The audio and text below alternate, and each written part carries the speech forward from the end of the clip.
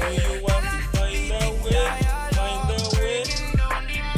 Quality time every You know Monday what night. to see you I don't keep the fly. people minds You know ignite. what to Drive see you reactions, keep touch facts sky. inside.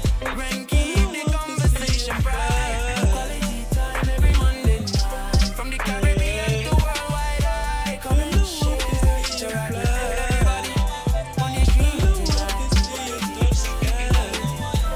You know what to see you fly.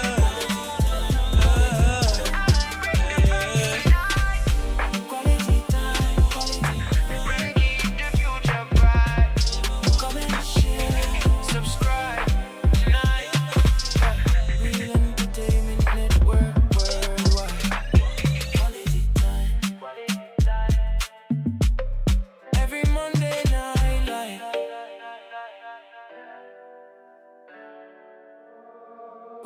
quality time. Quality time. Reach nowhere, reach nowhere. So you Quality have time. it. Quality time.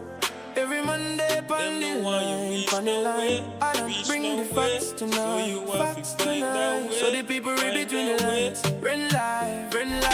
Everybody tune in Them no want to tune see in you live. rich. Global topics, Them deep will love to see analysis. you in a Audience ditch. interaction every night. Them Lamp no on the want live to stream see you show. on Breaking down tour. the news and Them the no world want affairs you part. get more, From the so IMs get to the more. wild Show logs of them the you headline. know Get create nice them. right now. One know them. No Every noise, no human gimmicks. have a Pure something facts that when them Alan start destined. walk.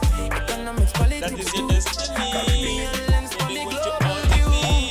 My Even life them up no in want you the reach sky. nowhere, Viewers calling, reach comments nowhere. drop. So you Everybody have got to a find voice a way, tonight. Reasoning find a deep till way. the morning Them no want you light. We reach not follow nowhere, every reach nowhere. trend. We So are you search have the to truth find a way, again. Real find a way. analytics, no pretend. Quality time, so the You standard know what to again. see you Quality time every fly. Monday night. You I know love what keep to the see people you touch minds ignite. sky. Live reaction, You know facts what to see you inside. Rain keep fly. the conversation bright.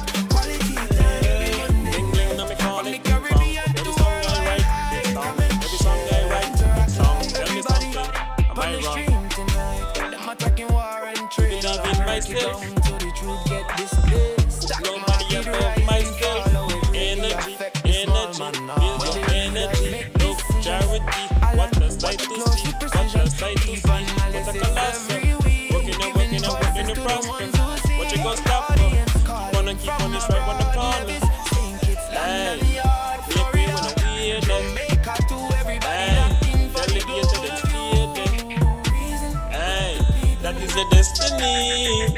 To be what you ought to be. Even if no one you reach nowhere, reach nowhere. So you have to find a way, find a way. Them no one you reach nowhere, reach nowhere. Indeed, bless up to Kajal on the opening every single time. We are.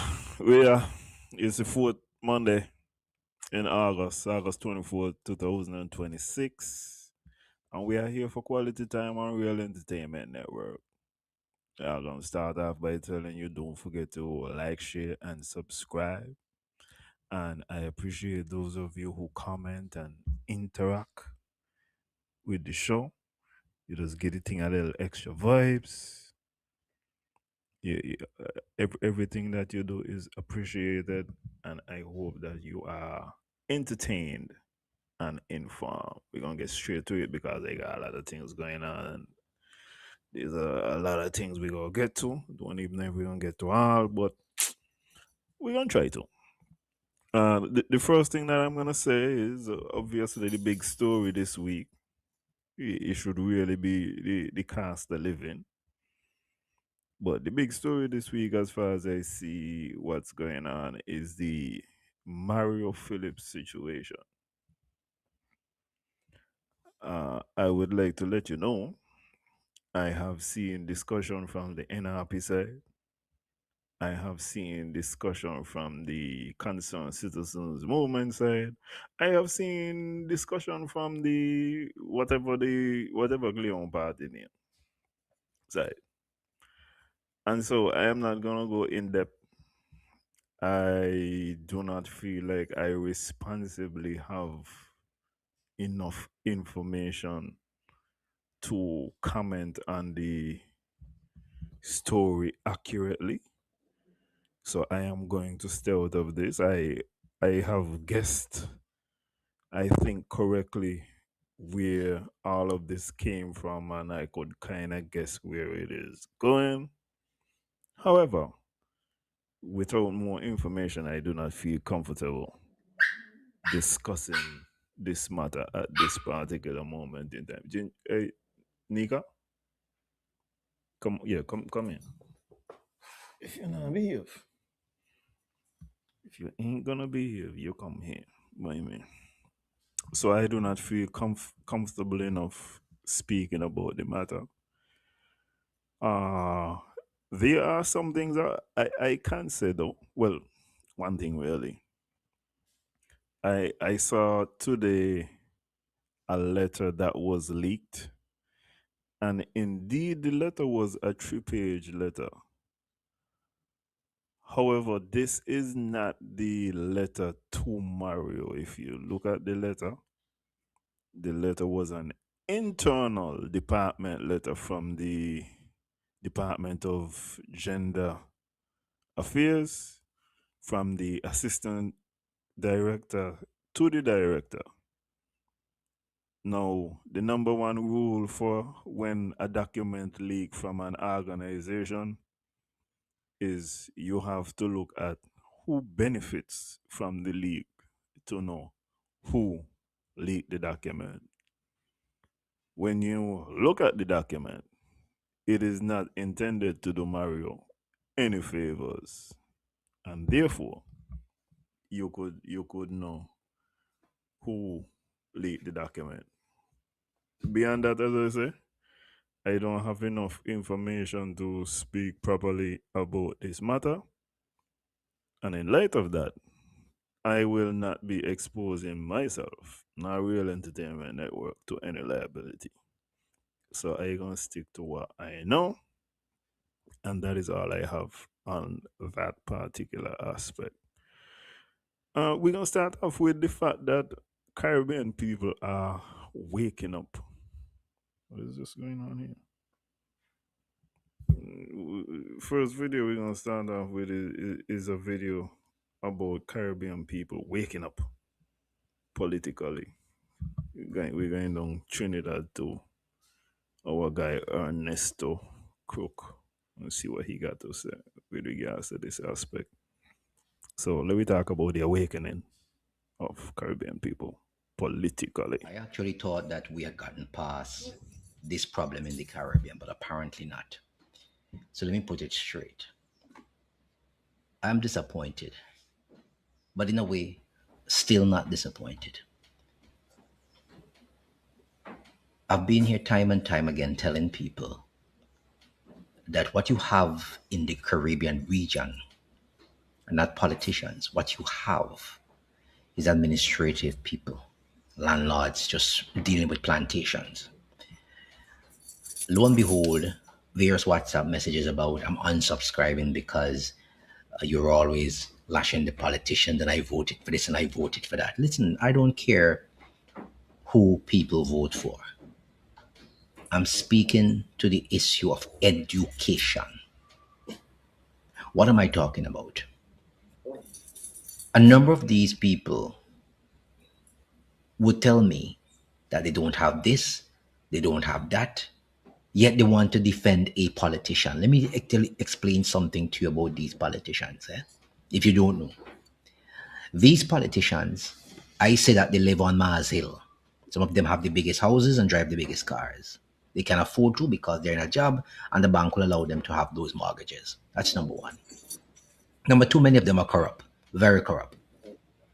Number three, I want to say that while you are on your sick bed, screaming and kicking to them to get out of the island, to get to wherever you want to go to have a surgery that you can't have in these islands, they can at any time. They can get a jet, they can pay for an air ambulance, and they can leave. You will stay here at the hospital with limited services and die. Stop defending foolishness. These are not gods. They are just landlords, administrative people that look over. They do not have any real power. And that brings me to my next topic. These people do not have power.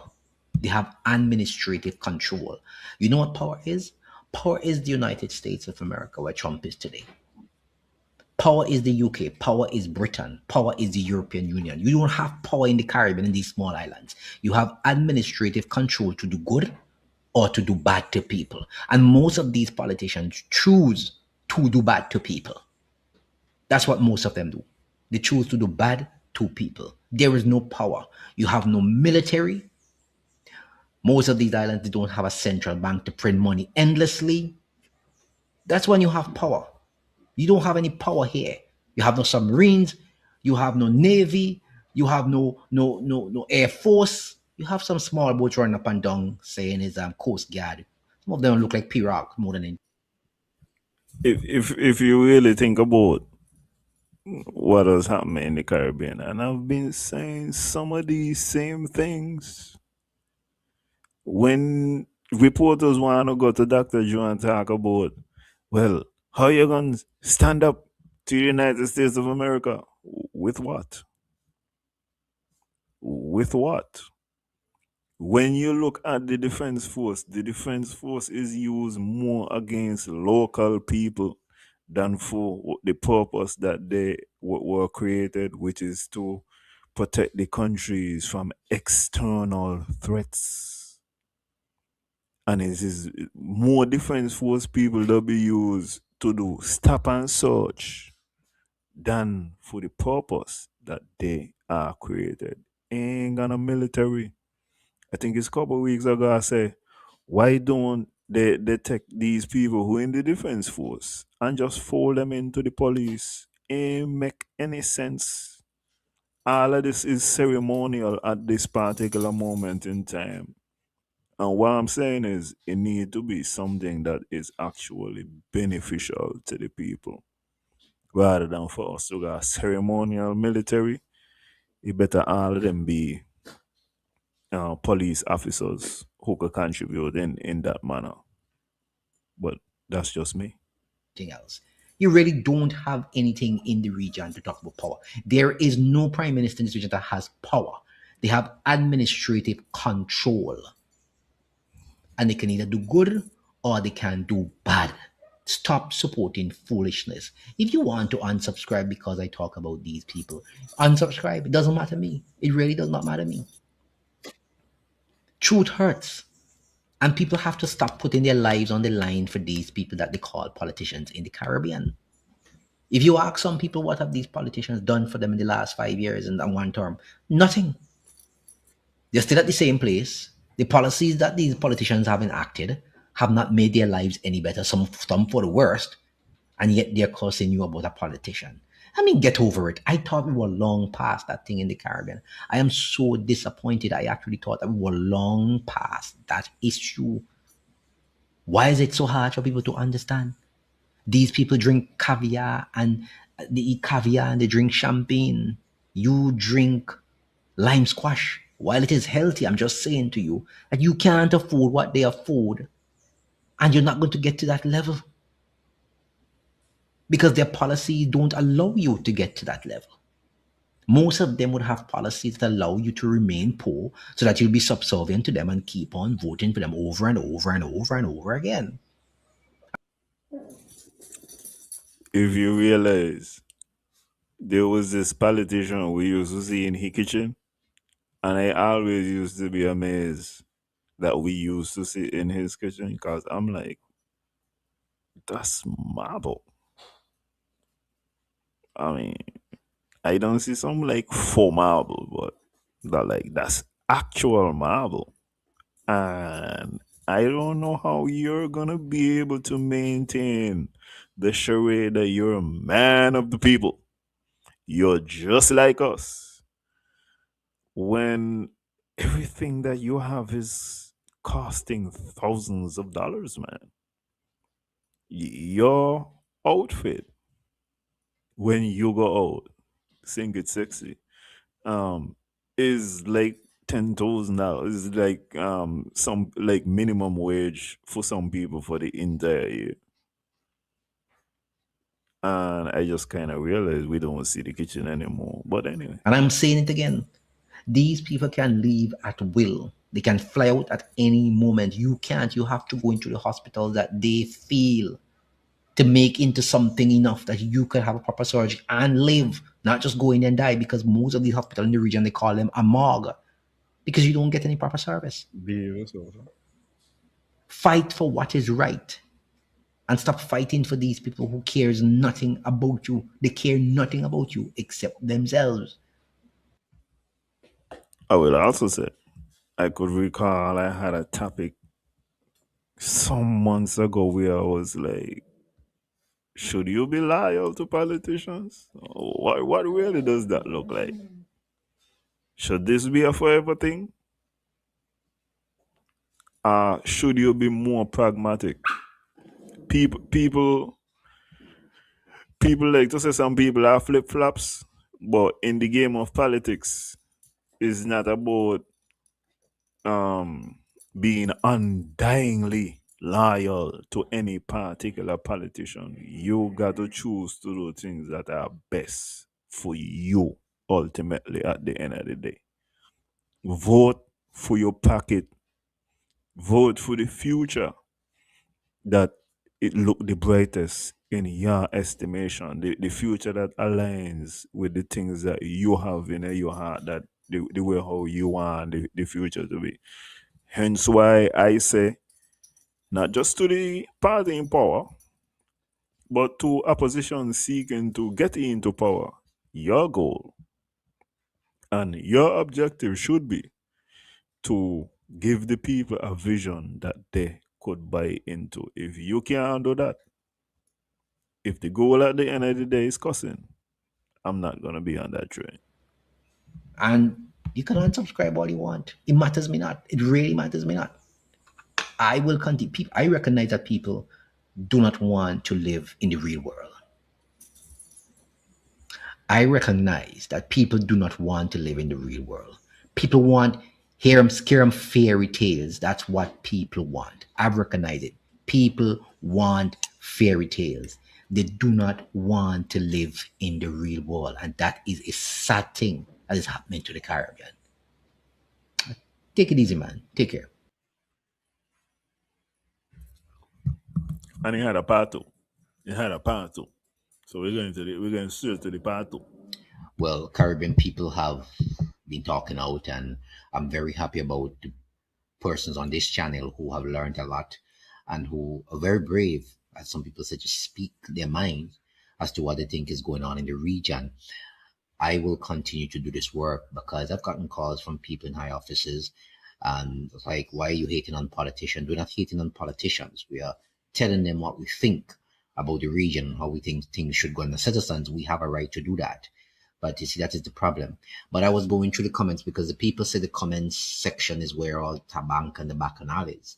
I was going through the comments from the video yesterday I did, and I have to say, I want to thank you guys for continuing to support the channel and continue to comment, keep commenting, because that's how we get content to react to.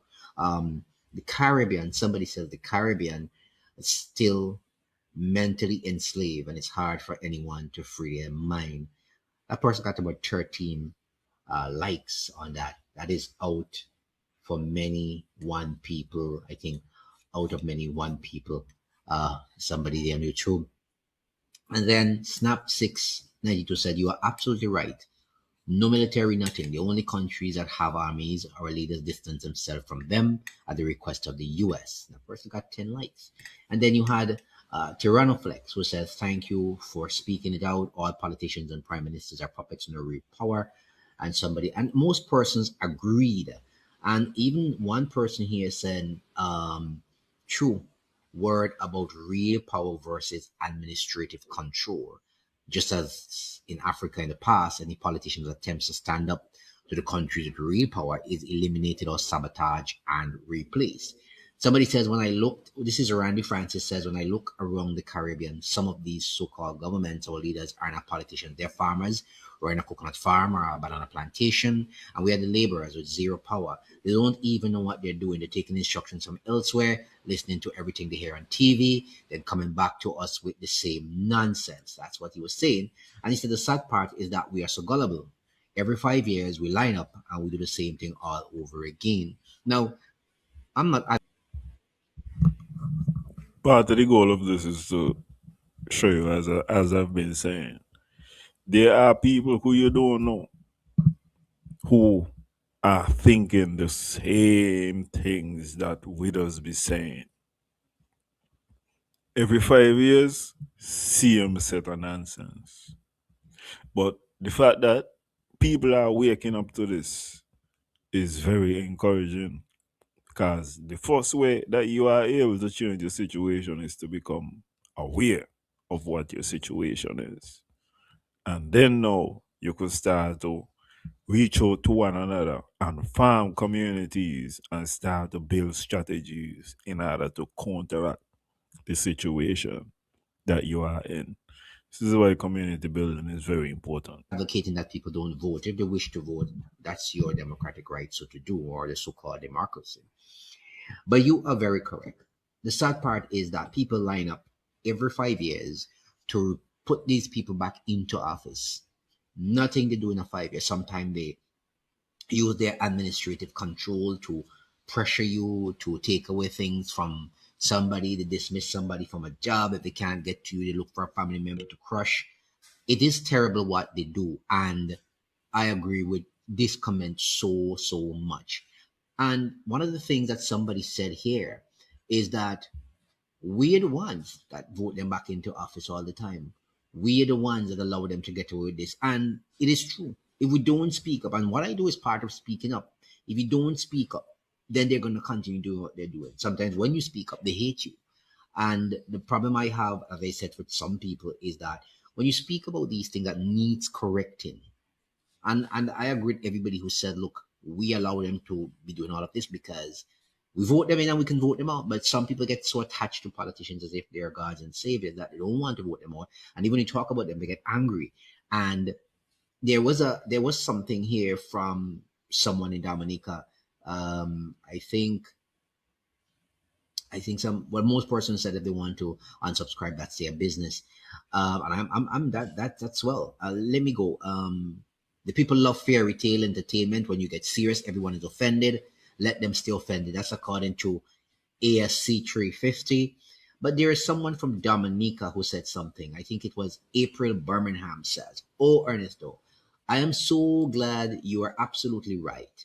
Imagine here in Dominica a couple of elections ago, the Prime Minister said on a platform to his supporters, I and my family are sick. If I and my family are sick, we have insurance. We can fly anywhere for medical. What you have, huh?" And she said that the bumbleclad people start clapping, clapping, clapping. That's what they do. They clap for everything people say. They don't understand what they're telling them. He told them again, do not live above your budget. That's not bad. You shouldn't. If you get 800 a month, save two. Stop complaining. They clap. Stop buying big fridge. Go back to the old days when you used to make ice in butter containers, in bowls. But he now he has automatic fridge, pressing blocks and ice coming down. I tell Any politician who tell you must go back to the old days, automatically you ain't supposed to support them. Automatically look at their situation and ask yourself, they going back to any old days? Are they moving up?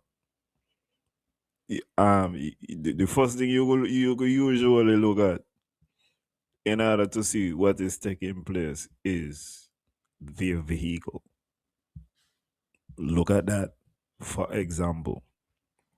But overall, the goal must be the collective improvement of the society as a whole, beginning constituency by constituency. So, for example, Mr. Brand biggest goal supposed to be to improve the situation of the people of St. Paul's. Never mind, they don't live in St. Paul's. That's another story for another day. But the fact remains that the people of St. Paul's voted for him. And so his main goal supposed to be to improve the situation of those people. And that would go, etc., for whoever particular minister is in or even in opposition at any given time. Start off with where you live, who vote for you, and then you spread out after that, in my Be estimation. honest too. Is the poor people in Dominica under this prime minister, boy oh boy, if I have to say certain things, this wicked man says, so stupid supporters, I might sound a little exaggerating, but it is true. Scarrett laughs and smiles and all of that. But I tell you something,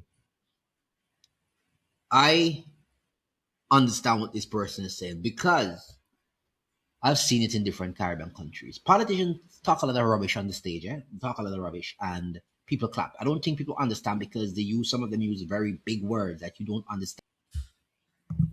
Dog farm anybody? Dog farm anybody? And I mean, without even being asked to be even. Let's just say I saw an interview the other day on the NRP side that I told was a wonderful interview. But I saving the critique. We're gonna get to that. And this is the thing too, when people speak in with big language, like they speak with big words that you've never heard, you think them to be brilliant and you think they're saying something that's very meaningful for your life. No, no, no, no. It's just to bamboozle you, right? That's just to bamboozle you and to make you feel as if everything is all right, but everything is not all right. They're actually looking down on you. That's what they do. A lot of them do that. And I've heard the same statement about me and my family can fly out. And there was an example happen here, I think, in this same country, St. Vincent, where a child had got sick, and in the dead of night, they had to go and open the airport for them. And then 3 weeks after, somebody got sick and wanted to fly out because they could have gotten an air ambulance in the middle of the night. They said, no, you have to wait till the next day. The airport is not open. That's against all of the legal parameters with the airport. So could you imagine that? That's what I'm talking about. So don't get it twisted. These people, they continue to fool people. They're not fooling me. I'm on to them. I've been on to them a long time. I'm happy that a lot of people have just decided to stop sleeping and see what they're standing for. But we'll talk again. Continue to leave your comments. I'm really happy. I appreciate you always speaking. And speaking, I mean making your comments, which is part of speaking out. And we'll talk again in the next video. Leave your comments on this one if you want to be on the program. As always, you know. Okay. This next one, I sticking with Ernesto. As I call him Cook. I thought he had an R in there, but it is Ernesto Cook from Trinidad and Tobago.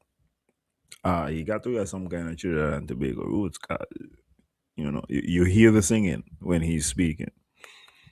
This one ain't got. This one is not about the awakening. This now is a supply chain circumstance. So we're gonna hear about the poultry situation that is going on throughout Trinidad and Tobago and the wider Caribbean. So pay attention to this next story. There is a supply chain problem in the region when it comes to poultry. I repeat, there is a supply chain problem in the region when it comes to poultry. We should have never been in this position. The leaders were listening and talking about real food security. But let's talk about something that hit close to home for almost every household in the Caribbean, the Sunday lunch. Everybody know what I'm talking about. When you walk into your local supermarket, you head to the poultry section and it's not there. Or maybe it's not the size you wanted. You've probably noticed it recently. I hope you have, and if you have, please hit in the comment section. This is not just some random shortage we're talking about here. There's a recent report from the Trinidad Guardian that highlighted that even major producers like WGM Group, they're struggling with supply chain disruptions. And this is what I was talking about all the time with the war. And when the supply chain disruptions will come, some people say you're fear mongering. I knew it would come. It's just a matter of time. And while we're talking about Trinidad, this is a canary in the coal mine for the entire Caribbean. Today, we are looking at why our reliance on global logistics mean When the world sneezes, the Caribbean catches a cold, and why it is time to rethink our food security. And this is something that I have been preaching time and time again, but it appears that a lot of people take things for granted, and some believe Uh, just to remind you, even though you see something happening in another island, there are connection points. Don't feel like it's gonna reach, you can't, don't feel like it doesn't trickle down. So if you confused as to why we dealing with some Trinidadian stories, it is because at the end of the day, it is still relevant to your situation. It still is gonna filter down, as I said. Everything is connected. that you're always fear mongering, but every chicken come home to roost. So what actually is going on? It's not just one thing. It's what I would say is a perfect storm. No, according to reports from the poultry industry, we're seeing what they call a bottleneck at both ends. First, let's consider where we got our starter stock from, the hatching eggs. Many of these Caribbean nations, and something I object all the time, rely on imports from the US. And when the US experiences extreme heat waves, it messes with the quality and the quantity of those eggs that we get in the region. And that is why I've often said, why is it in the region that we're not doing enough in terms of poultry production? Why? We have the space, we can do it. Okay. And by the way, this is one of the reasons why I continue to say the Premier of Navies, you cannot convince me that he doesn't have good ideas and overall good intentions for the island of Navies. It is merely an execution problem.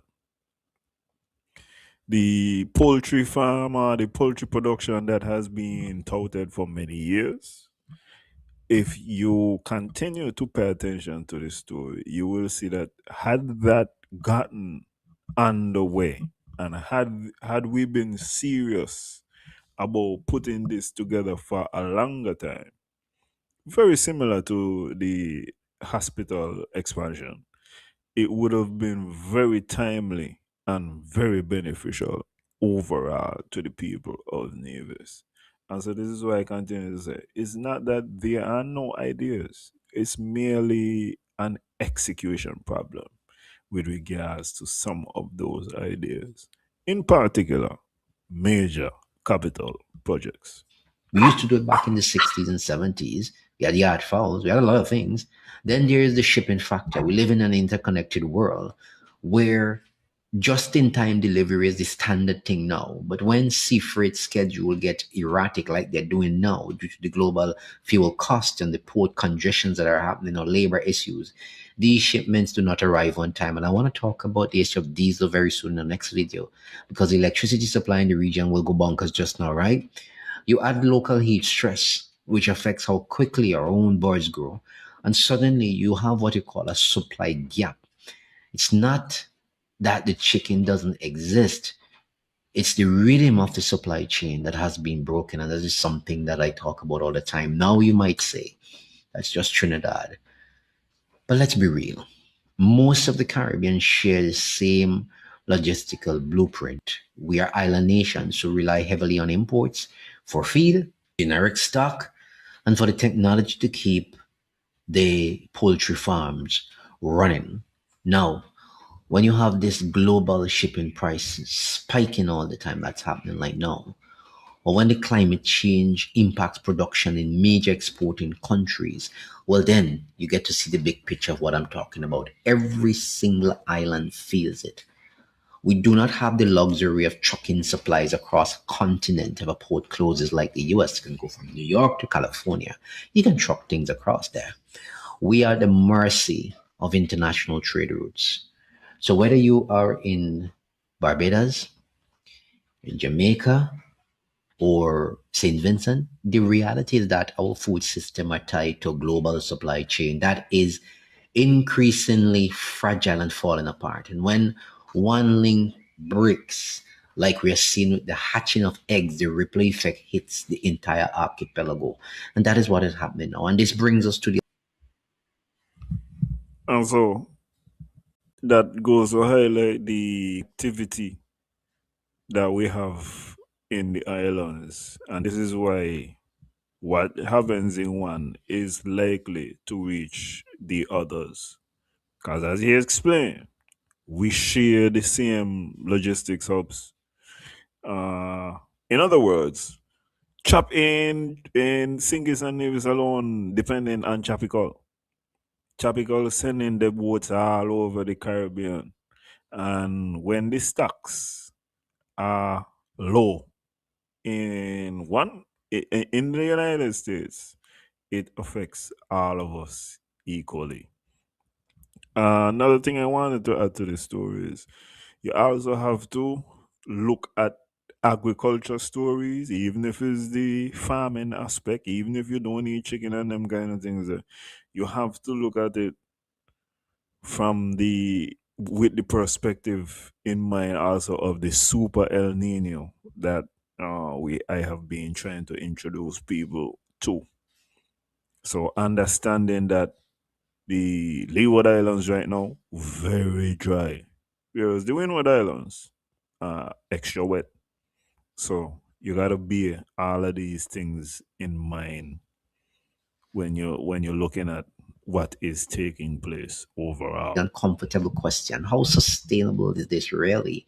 Experts have been talking about Caribbean food security for decades. I mean, I myself talked about how they're not doing anything. The reliance on imported inputs for protein means that our cost of living is tied to events thousands of miles away. As we see these disruptions are becoming more frequent, it raises the vital question. We need to find ways to do what? To buffer ourselves. This means investing in local resilience, whether it's local feed production, better climate control infrastructure to handle these extreme temperatures, or maybe regional cooperation so that if one island has a surplus, it can stabilize its neighbor. The good news, the industry is working to fix the cycles, and it appears that projections suggest that the supply should stabilize in the coming weeks. If you notice the changes that we're having in terms of the supply, you have to just check out the supermarkets. If you go into them and you really look around, you will actually see what I'm talking about. You will actually see where you have shortages, but you have to pay attention because most people probably go on a Sunday or a Saturday, maybe in the evening, and buy a one thing every now and then. They don't buy in bulk. If you buy in bulk, you probably will notice it's diminishing more and more. But there are a lot of things that have been missing off the shelves. So the Ukraine war started it. This one in the Gulf is making it worse. We have to pay more attention to local production. And that is what I've been talking about for a very, very long time. So if you think it's just Trinidad alone that is talking about this supply chain issue that you're having right now, no, Jamaica's talking about it, Barbados is talking about it, St. Vincent's talking about it. You may not pay enough attention, but you have to.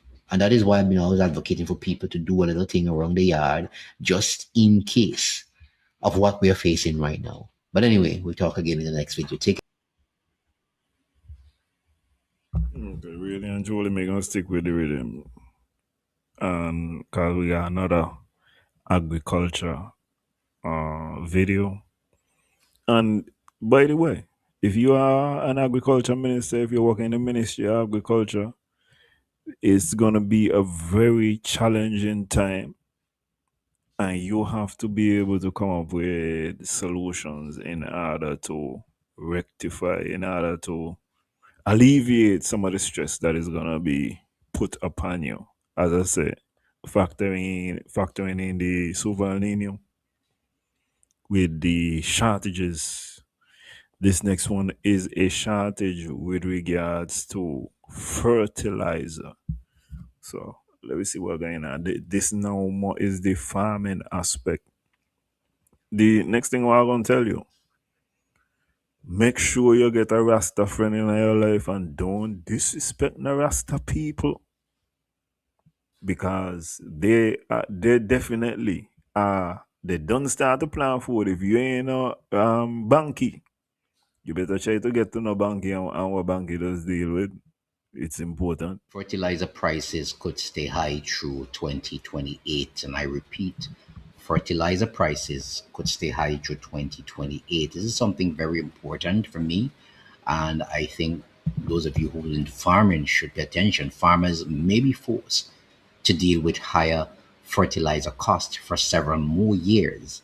And that's according to a new report, the Knowledge Exchange. It's a study from Cobank which shows global supply challenges and all of the international conflicts will continue to put pressure on nutrient markets. And even though prices are down from the previous record highs, fertilizer prices are expected to remain at historical levels through 2028. So if you're into the farming industry, share this video and let's talk about it, because I would love to see your comments on the section below as well. If you're a farmer who likes to plan ahead, this outlook means fertilizer cost could remain an important factor in your crop budgeting and purchasing decisions. And everywhere is not the same when it comes to fertilizer, but a number of things that you need to know. Global I have been paying attention to this in particular, and fertilizer is one of the things that we spoke about with regards to the fact that the Straits of Hormuz, in addition to supplying the world with oil, also supplies the world, sorry, with about 20% of its fertilizer. So that shortage in the market increases the price even if you do not get your fertilizer from the strait. And unlike oil, this is not something where China is gonna say we're gonna tap out of the market, because China is active in every industry in the world. And also, to stay consistent with this is one of the reasons why I've said that there needs to be a look into how to produce fertilizer locally, uh, incentivizing persons who have animals so that you go in the pen, do some testing to make sure that there are no diseases or anything in it. But that definitely should be utilized. And another thing that I have mentioned that should be utilized also is take the sargassum, which is a nuisance right now, which is something that is ugly, which is something that is not beneficial when it is stacked up, and actually try to process that into fertilizers. This is one of the ways that it could be utilized in a positive fashion rather than just being a prisoner to the sargassum. You could actually use it to be something that is beneficial overall. So there is some scope to produce fertilizer locally, but there has to be a serious attempt made to in this field, in my estimation. conflicts continue to affect fertilizer supplies. The Middle East remains a major source of fertilizer products and raw materials for the global market. Now, the continuing disruption in that region will affect supplies of sulfur, ammonia, and urea. Now, these are important ingredients in fertilizer production.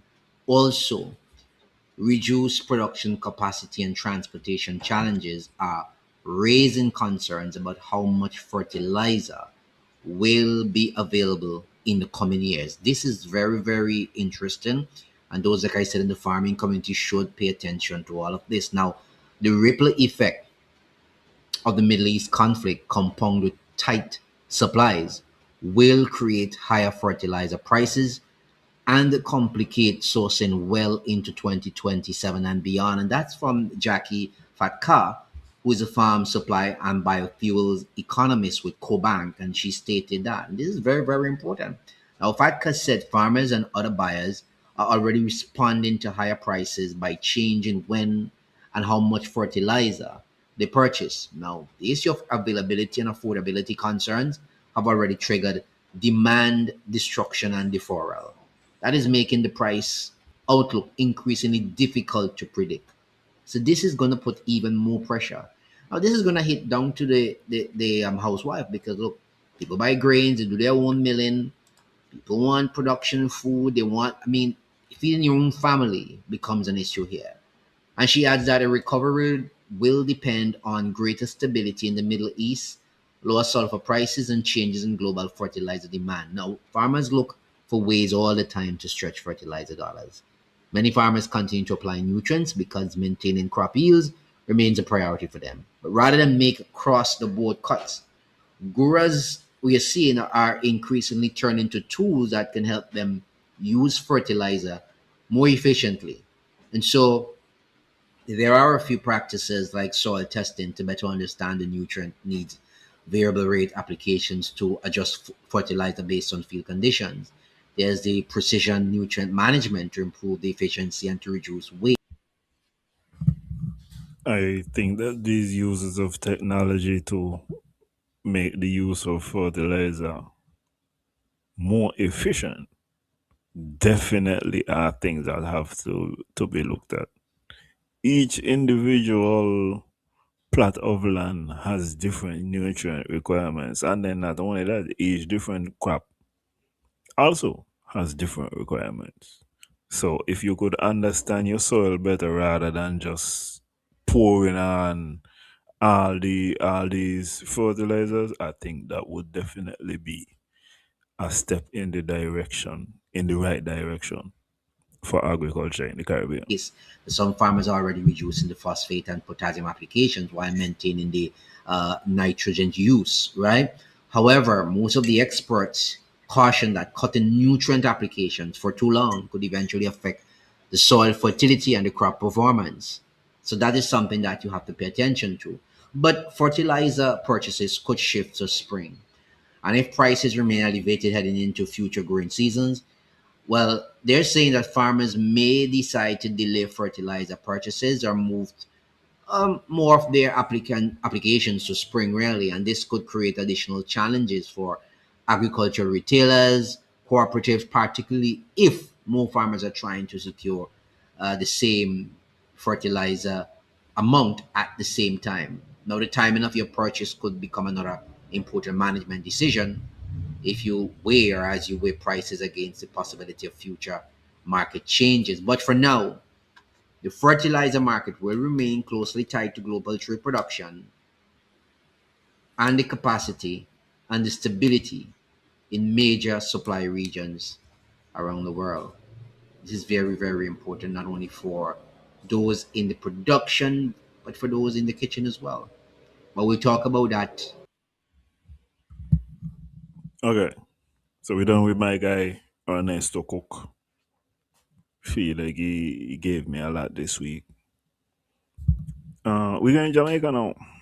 We're getting money media. What's her name? Kalia Reynolds. Yeah, we're gonna hear what Miss Reynolds has to say. I have been speaking about the need for electric vehicles and also the need to build out the infrastructure. You need charging ports. As I would have said last week, if you charge at a fast charging port, 30 minutes, your vehicle fully charged. If you have to do it at home, however, overnight, 6 hours, 8 hours, these type of settings. So it is important not just to give the incentive and tell people to buy these vehicles, but to create the infrastructure so that they could be used efficiently. So we're gonna hear about Jamaica and what's going on with the Chinese vehicles in Jamaica. Apparently, if you go to Jamaica, you can see BYDs on the road. And if you don't know about BYD, you need to check to see what's going on. Chinese vehicles are rapidly becoming some of the top selling cars in Jamaica. But Adam Stewart is warning that some of today's brands may not survive the next 5 years. I'm Kalila from Money Media, bringing you money news from the Caribbean. ATL Automotive represents traditional brands such as Honda, Kia, Volkswagen, Audi, Porsche, and BMW. But its portfolio now also includes Chinese-owned brands BYD, MG, Photon, Omoda, and JQ, and ATL recently secured regional rights for Jetor. Stewart believes Chinese manufacturers are driving the biggest transformation the global automotive industry has ever seen. They're competing aggressively on price, technology, warranties, and features, forcing established Japanese, European, and Korean manufacturers to respond. But he feel like I gotta say this every time I speak about Chinese products, but this is not the Chinese products of the 1990s, ladies and gentlemen. They are competing in every aspect. And when we talk about the quality that you are gonna get from a BYD, it has been shocking to me that ministers who regularly travel to Africa, because BYD in Africa are all over the place. BYD are in Europe all over the place. And certainly, if you go to Asia, you cannot you cannot go without seeing not even just BYD. There's also Xiaomi. There are tons of brands in from China, but BYD and Xiaomi certainly are the two biggest at this particular moment in time. doesn't believe every new entrant will last. There are dozens of new Chinese brands, and not all of them do I believe personally will survive over the next 5 years. I think BYD is the undisputed heavyweight. They're the king. The Cherry Group, which is a Motor JQ Jetor, exceptional in what they're doing. For consumers, his warning is important. A low purchase price should not be the only consideration. If a manufacturer or distributor leaves the market, owners could face problems sourcing parts, honoring warranties, and maintaining resale value. ATL is therefore betting on scale and expanding beyond Jamaica. It's a regional model started with BMW and Mini, growing from 7 Caribbean markets to more than a dozen. From Jamaica, ATL manages training, vehicle orders, parts, marketing, and brand standards across those territories. An opportunity came along. BMW asked us, on the Sandals model, being a regional business, would we be interested in running a regional business where we would effectively be the master dealer for the brand, for BMW and Mini, and manage a multitude of territories. It started originally as 7 countries and today has grown to more than a dozen countries. Managed out of Jamaica. So we're responsible for training. We're responsible for brand corporate identity, for ordering stock, for parts. Effectively, we're the guardians of the brand in the Caribbean archipelago. ATL has since extended that master dealer model to BYD, MG, Photon, and now Jetor. That makes this bigger than selling cars. ATL is exporting Jamaican automotive management and positioning itself as a regional gatekeeper for some of the world's fastest growing manufacturers. Chinese brands will almost certainly keep gaining Caribbean market share. The bigger question is which ones and which dealers will still be standing 5 years from now. And that's the bottom line. Would you buy a Chinese vehicle, or are you concerned about long-term parts, service, and resale value? Let me know in the comments. Go to getmoneynews.com to sign up. The link is in my bio or in the description. Let's get this money. Let's get this money.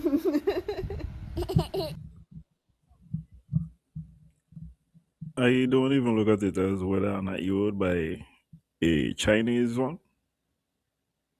And by the way, Tesla used to laugh at BYD 10 years ago. If you tell Elon Musk about BYD, and they actually did this, he was laughing. He was saying, look at those. And now BYD has a larger market share than Tesla. So it's just something to check out, something to consider. A cheaper alternative. And when I say cheaper, as I was saying last week, you don't have to do any. The maintenance for an electric vehicle is much different than the maintenance that you would have to do for your typical gas vehicle. So, for example, no oil changes that gone out of the way. You're more making sure that the electrical parts are intact.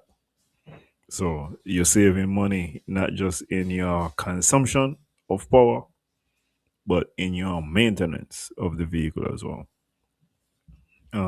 This next story is an international story.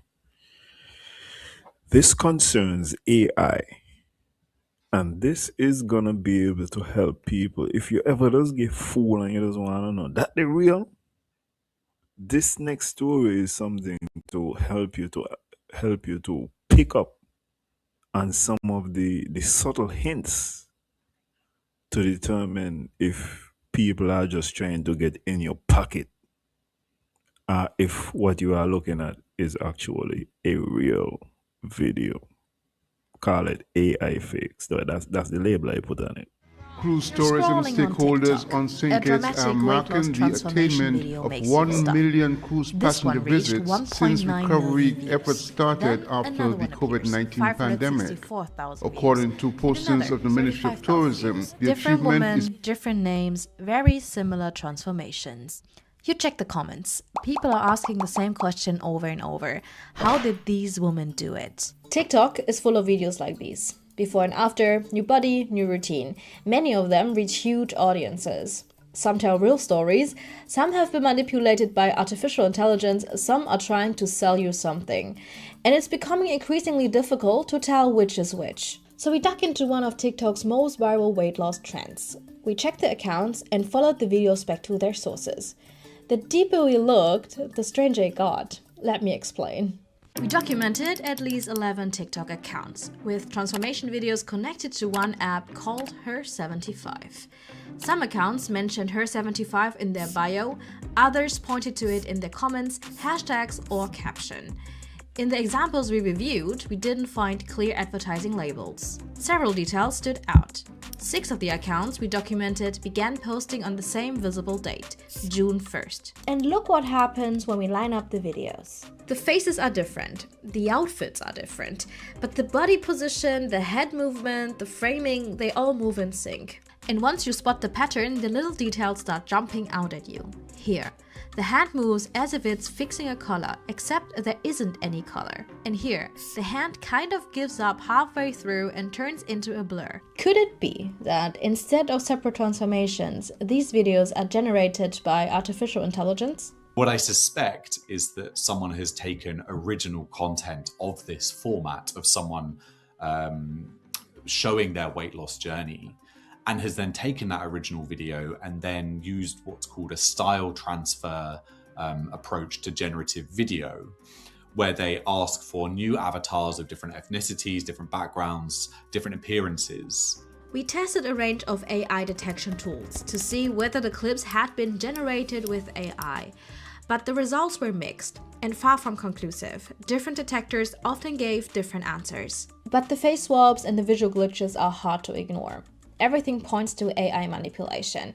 And this raises another question. Are these videos built on existing clips? We traced the clips back to their apparent source using reverse image searches, TikTok searches, hashtags, sounds, and upload dates. That led us. By the way, they don't really reveal how you could find out if it's AI yet. I mean, they put in some of them, but I'm not necessarily feeling like you got to go through all of these searches and find the original video. But things like when they say a hand just turned blurry, if you see somebody reaching for something and ain't got nothing there, these are little subtle hints that the video that you're looking at might not be real, but there's more. Us to videos from real creators that appear to match the Her75 linked versions almost exactly. The movement stays the same, but the face, identity, and context change. One creator who claims that her video was misused for AI videos also addressed this publicly. So not only are you stealing my content and putting your name on it, but you're also falsely advertising that this app is going to give them these results when this is an AI video generated over my video. Face swapping is actually not new, according to AI expert and TikTok advisor Henry Ader. The difference today is the scale. But now that the models are more realistic, They're much more efficient with the amount of data they require and the amount of computational resource they require. And they are so accessible, both in terms of being cheap to run and easy to find and use. That has changed the calculation of people looking to kind of sell fraudulent products or promote dodgy apps. Who is behind? And I had also one about the fact that there will be artificial intelligence videos in the upcoming elections. And I've also told you guys, even though we got these fun little videos like Obi and them a fight, these people ain't know nothing about, like, they ain't find the good AI yet. This still ain't the good AI. So we still playing. This is not what I was talking about yet. This is still fun times. In these videos, we ask Her75 whether it's connected to the accounts, uses AI-generated content, and why the posts are not clearly labeled as ads. The company did not respond. We also contacted TikTok and shared several of the accounts we documented. TikTok told us it reviewed the content and removed it for violating its community guidelines. TikTok referred to its policies on AI content, weight loss content, and advertising disclosures. The platform did not say which specific policies each account had broken. But this is not only about platform rules. This is bigger than just one app or one trend. Even if the transformation is artificial, the reaction it creates can be very real. Before and after videos are really powerful, I think, because I think they play to our kind of desire to see progress, to see change, and to see things as kind of in fixed states. So before I was sad and fat and ugly and unlovable, and after this effort that I've put in, I'm beautiful and desirable. The next time you find a transformation video while scrolling, stop and think what's behind it. Here are 5 tips to help you. Is there a product link? Check for app links, discount codes, and repeated product mentions. Look at the comments. Are people asking for advice? And does every answer point to the same place? Scroll back. Did this person have a real history before the product appeared? Or does the account basically begin with a sales pitch? Can you find the same video elsewhere? Check the hashtags. Search for products being promoted. Check under the sound used. Are there similar clips with different faces? And if something feels off, compare the movement. Is there a product link? Check for app links, discount codes, and repeated product mentions. Okay. No, we come to the point. If you're looking at a video and you see product links in the video, and that's how come wanna reach in your pocket. They might wanna get in your pocket. And number 2, this is something why the 2 of these I just look for. I didn't even know that this was part of the fact checking thing, but you go check in the comments. It's good to read the comments and see what's going on in there. That lead back to number 1. You start to see links in there, you would kind of start to bet that this is not necessarily 100. But check the comments. Look at the comments. Are people asking for advice? And does every answer point to the same place? Scroll back. Did this person have... So once again, if all of the answers what people giving you are pointing to the same link, that's another giveaway that somebody are trying to get in your pocket. And maybe it's an artificially created video to get some money. A real history before the product appeared? Or does the account basically begin with a sales pitch? Can you find the same video elsewhere? Check. Number 3, which is also very good. Don't click on the overall, like the home page, and look at the history of this person. Look at how they're posting and see if there is a consistency in the fact that they're trying to sell you. So is check hashtag and sound. Let me see what this means. The hashtags. Search for products being promoted. Check under the sound used.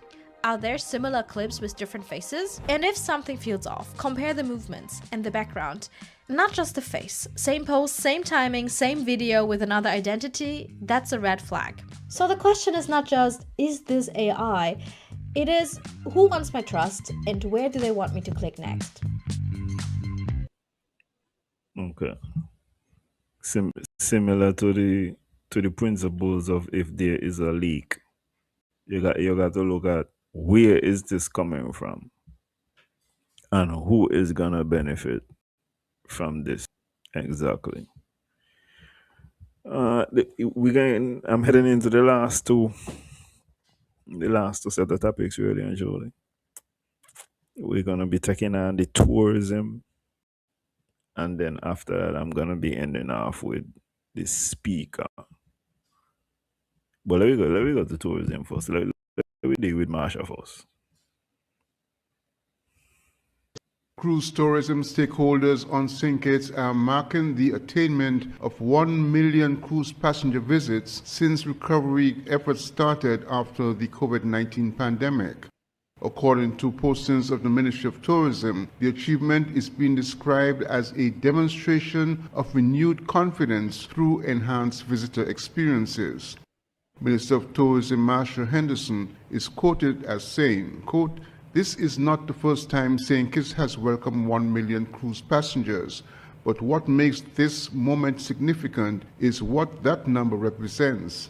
It represents renewed confidence in our destination, the strength of our partnerships we have built, and the resilience of our tourism industry and our people," end quote. The achievement comes weeks after the groundbreaking exercise to mark the construction of a cruise terminal that will help authorities create sustainable cruise turnaround operations at Port Sante. In November 2027, P&O Cruises is scheduled to begin turnaround cruise operations out of St. Kitts. Glenn Bart reporting for Television Caribbean, TVC Channel 40. Cruise storage. Okay. So that was a small little story. 1 million cruise passengers. I was actually thinking it was 1 million cruises for the year, but the story is saying 1 million since the pandemic.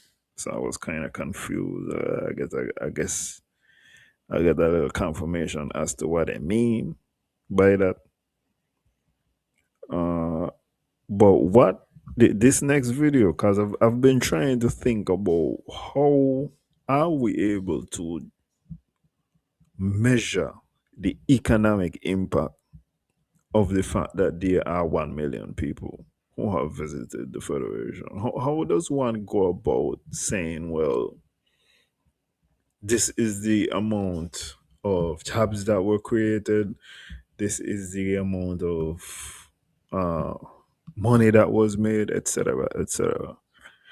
So this next video is more of an assessment, and it asks the question, is tourism a disease? Much like Dutch disease. But you're going to find out about Dutch disease though in this next video. So this is kind of an analysis of the benefits, the so-called benefits of tourism to the people. Pay very, very close attention to the following video because you will be amazed.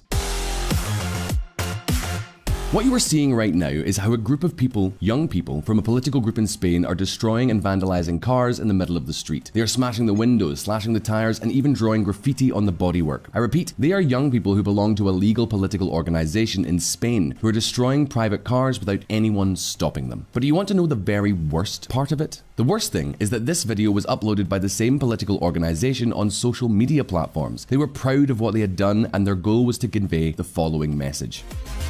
More than 100,000 tourist rental cars, saturation, unsustainability, pollution, and turning the city into a tourist showcase. Youth go on the offensive. The cars they were vandalizing were not normal cars, but rather rental cars from car rental companies that had made them available to tourists who were vacationing on the island of Mallorca. In this way, the objectives of these groups was to vandalize the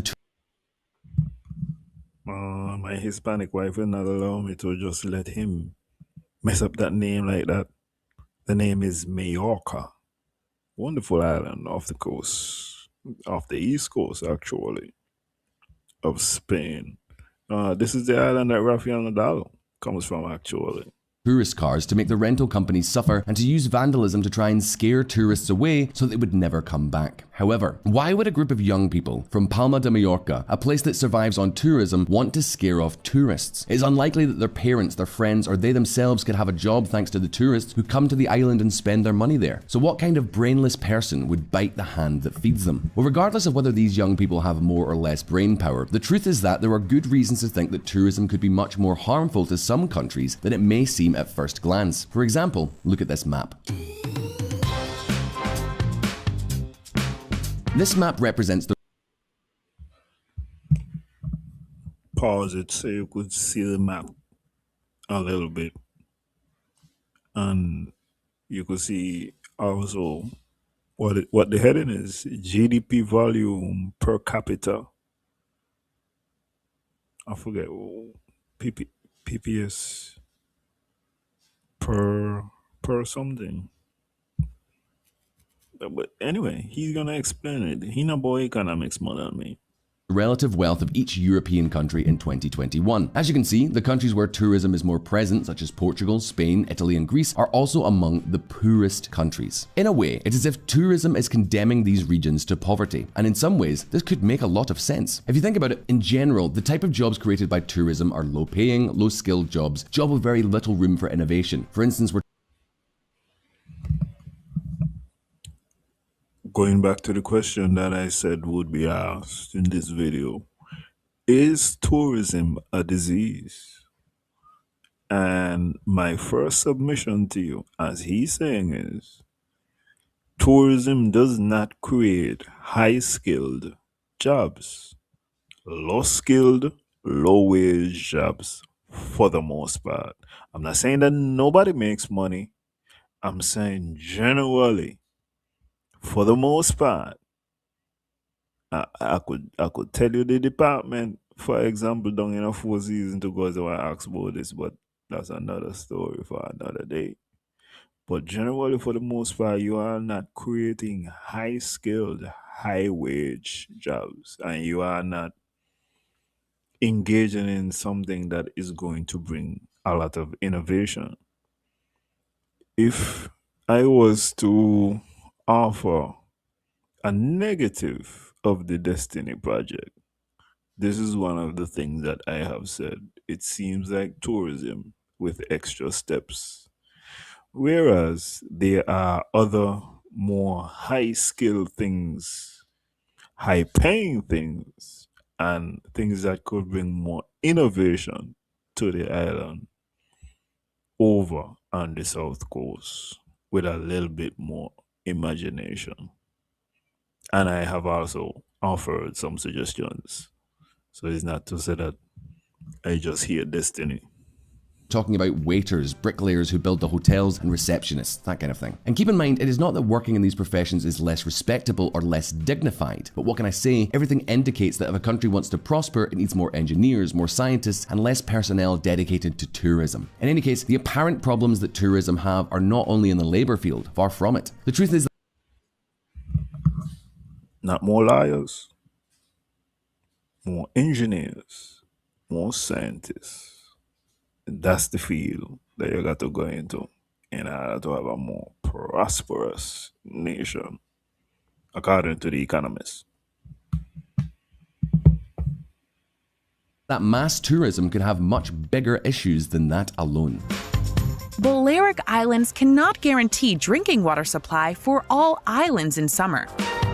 Tourism. Pollution from cruise ships is equivalent to 15% of that produced by cars in Europe. Tourism could not only be a worrying economic problem, but also a social and environmental problem. Think about it. For instance, the increase in housing prices caused by the pressure of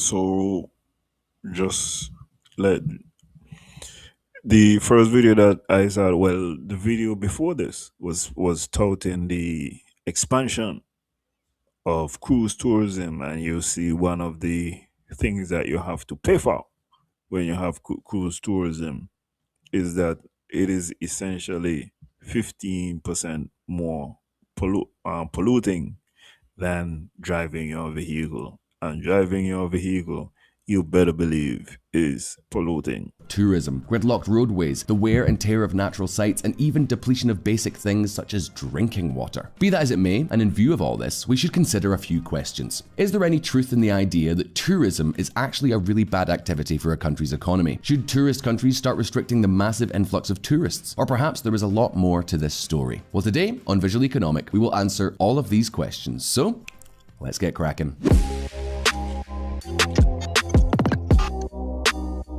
Let's be clear from the beginning. Tourism is not necessarily bad. Tourism employs many people, contributes to the creation of numerous companies, and indirectly promotes businesses such as handicrafts, agriculture, and the sale of local products. To give you an idea, in the tourist areas of countries like Spain and Italy, more than 30% of workers live directly from tourism. If we were to eliminate tourists from these countries overnight, a tremendous economic crisis would be unleashed. But there is more. The arrival of mass tourism in these countries, particularly between the 1960s and the 1980s, was a real rocket that boosted their economic growth. This was especially true in the case of Spain. Before the arrival of tourism, Spain was a very poor country, where more than half of the population lived on agriculture, with miserable living standards, and with a population that could barely read or write. However, with the arrival of tourism, the Spanish economy began to grow like crazy. Tourist destinations such as Benidorm, the Costa Brava, and the Balearic Islands were developed. Hotels, apartments, and restaurants were built, employing many people. What's more, the workers were very well paid by the standards of the time.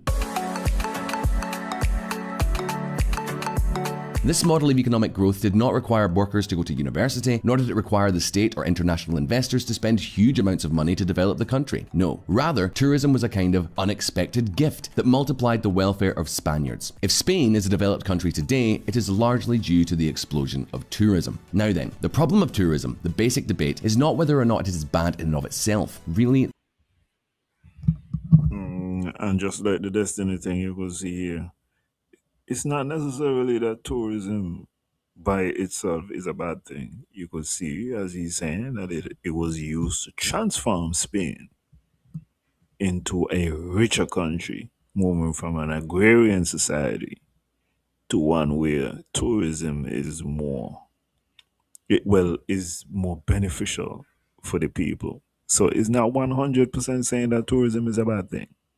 It's a critique. So we're going to look at the good and the bad. You don't have to do any specialized training, for example, generally to jump into the tourism field. So there's good stuff in there as well. The real problem is a different one. Can tourism continue to be a driver of economic development for these countries? That is, once you have all the tourists you can accommodate, once you have already built all the necessary hotels and restaurants, can you really continue to depend on tourism to keep growing? Well, it turns out, visual economic community, that this is a much more serious issue. I mean, just think about it. When a country is rich and wants to become even richer, what it has to do is innovate. It has to bring better and newer products to the market, and naturally, it has to find new technologies that allow it to produce more. In short, it has to do things better and better. But if your business model is tourism, to what extent can you utilize innovation to allow you to generate more and more wealth? After all, you can't make your beaches better in order to increase the price, and you can't serve soft drinks on the terrace of a bar in a more innovative way. In a way, tourism in your country will always be much the same. It will hardly be able to generate much more money than what you may have already been making from it. Or, to put it another way, although tourism may have been a great economic driver 50 years ago, today everything indicates that it is a limited industry. But what if I told you that the problem could be even worse than that? What if I told you that tourism could be a kind of economic disease that is holding back the development of more advanced sectors in these countries? It is as if tourism were holding back science and industry itself. You don't believe me? Well then pay attention to this. The Dutch disease of Southern Europe. Some time ago on this channel, we made a video talking about the Dutch disease. For those of you who are not familiar with the term, the Dutch disease is a very curious phenomenon whereby countries with more natural resources, the countries with oil, natural gas, or valuable minerals, are almost always very poor countries. Yes, this is something that may not seem to make sense. How is it possible that countries with more resources are poorer? Think, for example, of Venezuela, the country with the largest oil reserves in the world, and at the same time, one of the poorest on the planet. Or think of the Don't feel like Venezuela is a good example here. But this is something though that Guyana is gonna have to look out for. And Guyana has actually been an example of this. Guyana has all of the natural resources, diamonds and all these things. Is the oil now that has brought them renewed riches. But it is not that Guyana is a resource poor nation.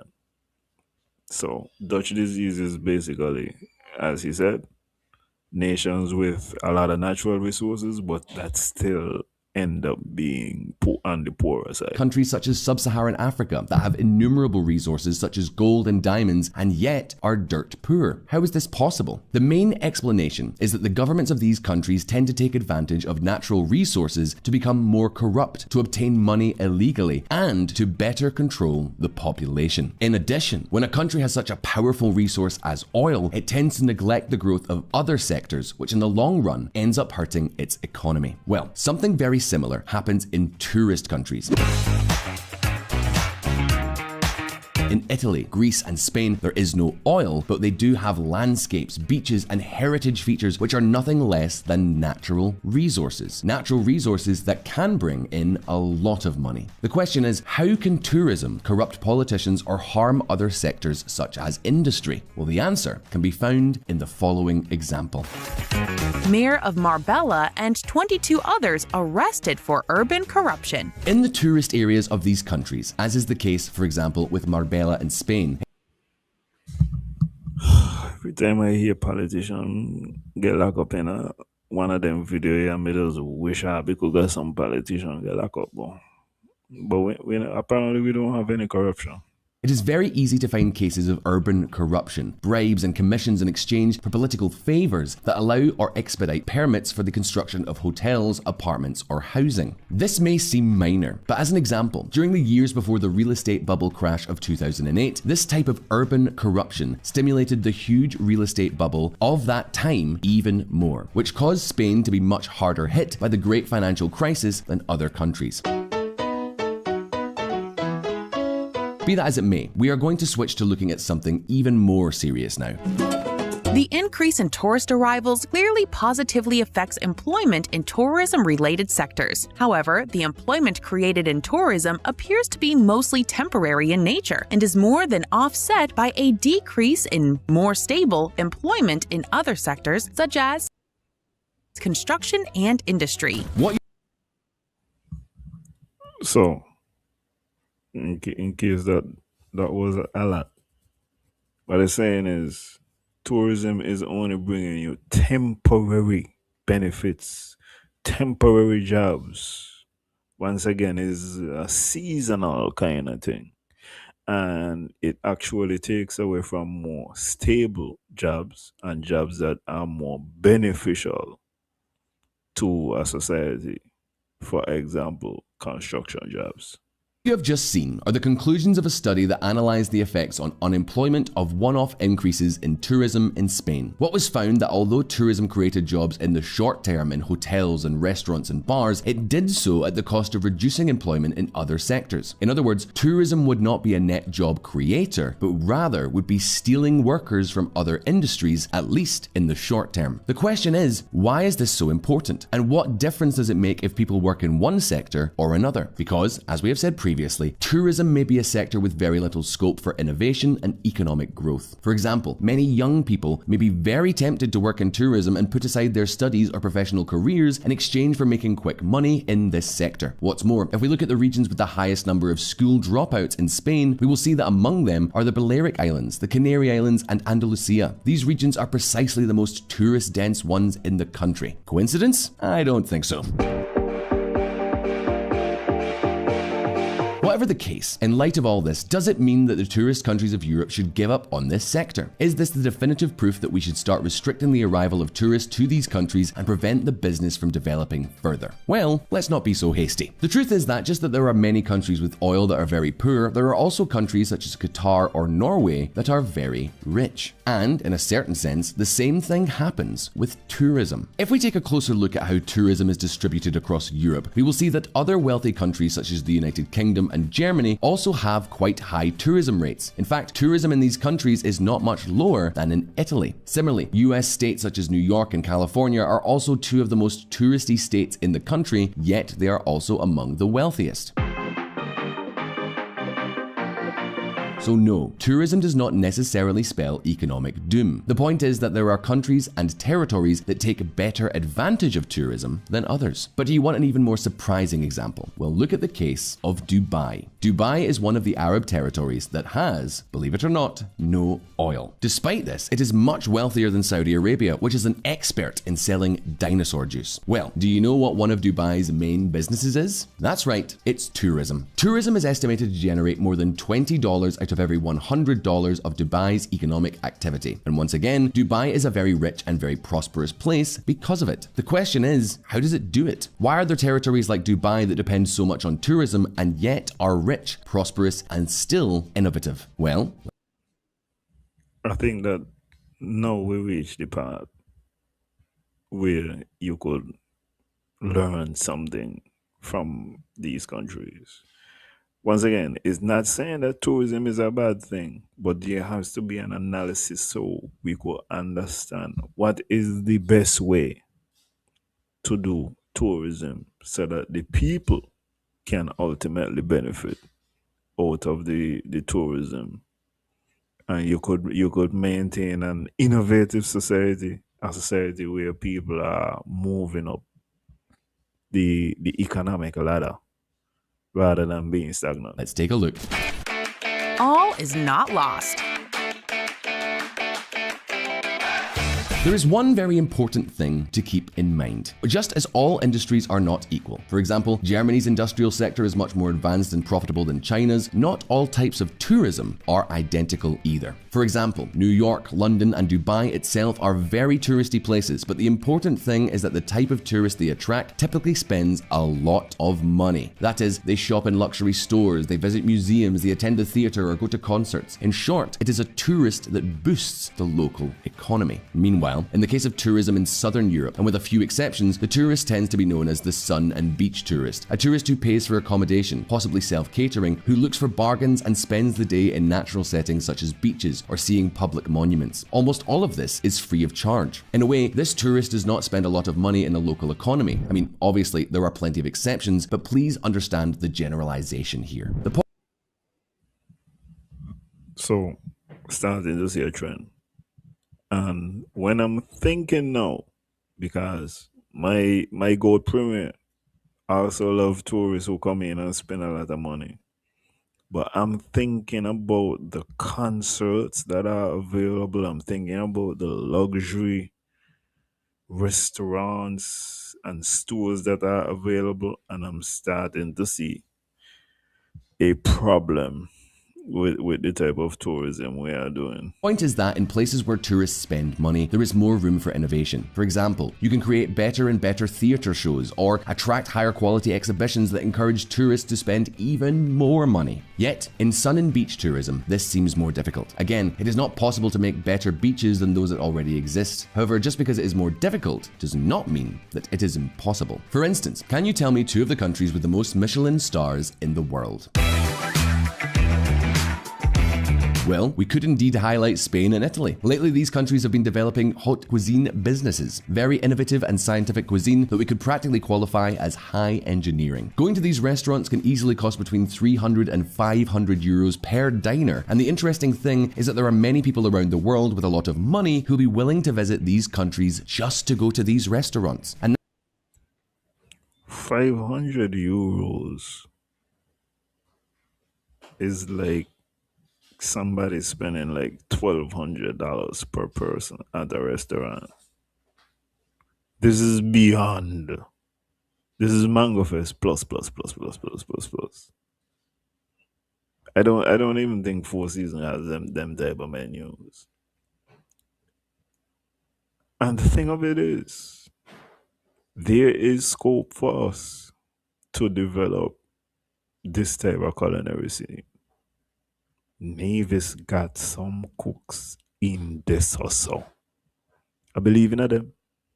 Naturally, these same people will also spend more money in hotels, will spend more on cultural services, and surely boost the local economy more than the typical sun and beach tourist. In other words, the capacity to innovate and grow economically through tourism does exist. It might be luxury restaurants or the development of recreational activities such as scuba diving or any other type of initiatives that will add value and attract tourists willing to spend more money. So what does it take to make this happen, you might ask? How do you attract tourists with better profiles who will spend more money and who will boost the local economy?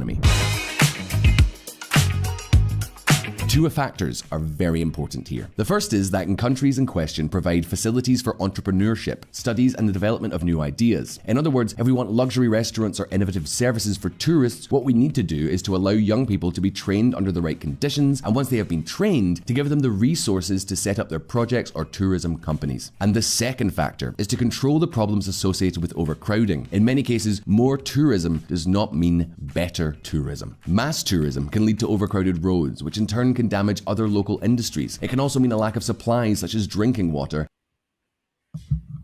Well, Cleon, you look like your party got a chance, because I hear your party gonna be for the young people. So I'm waiting to hear. Thief this, don't say not give nothing. Thief the training of the young people and the ability to give them the space to innovate and therefore to be persons who could contribute positively to the tourism market. You can't say no give nothing.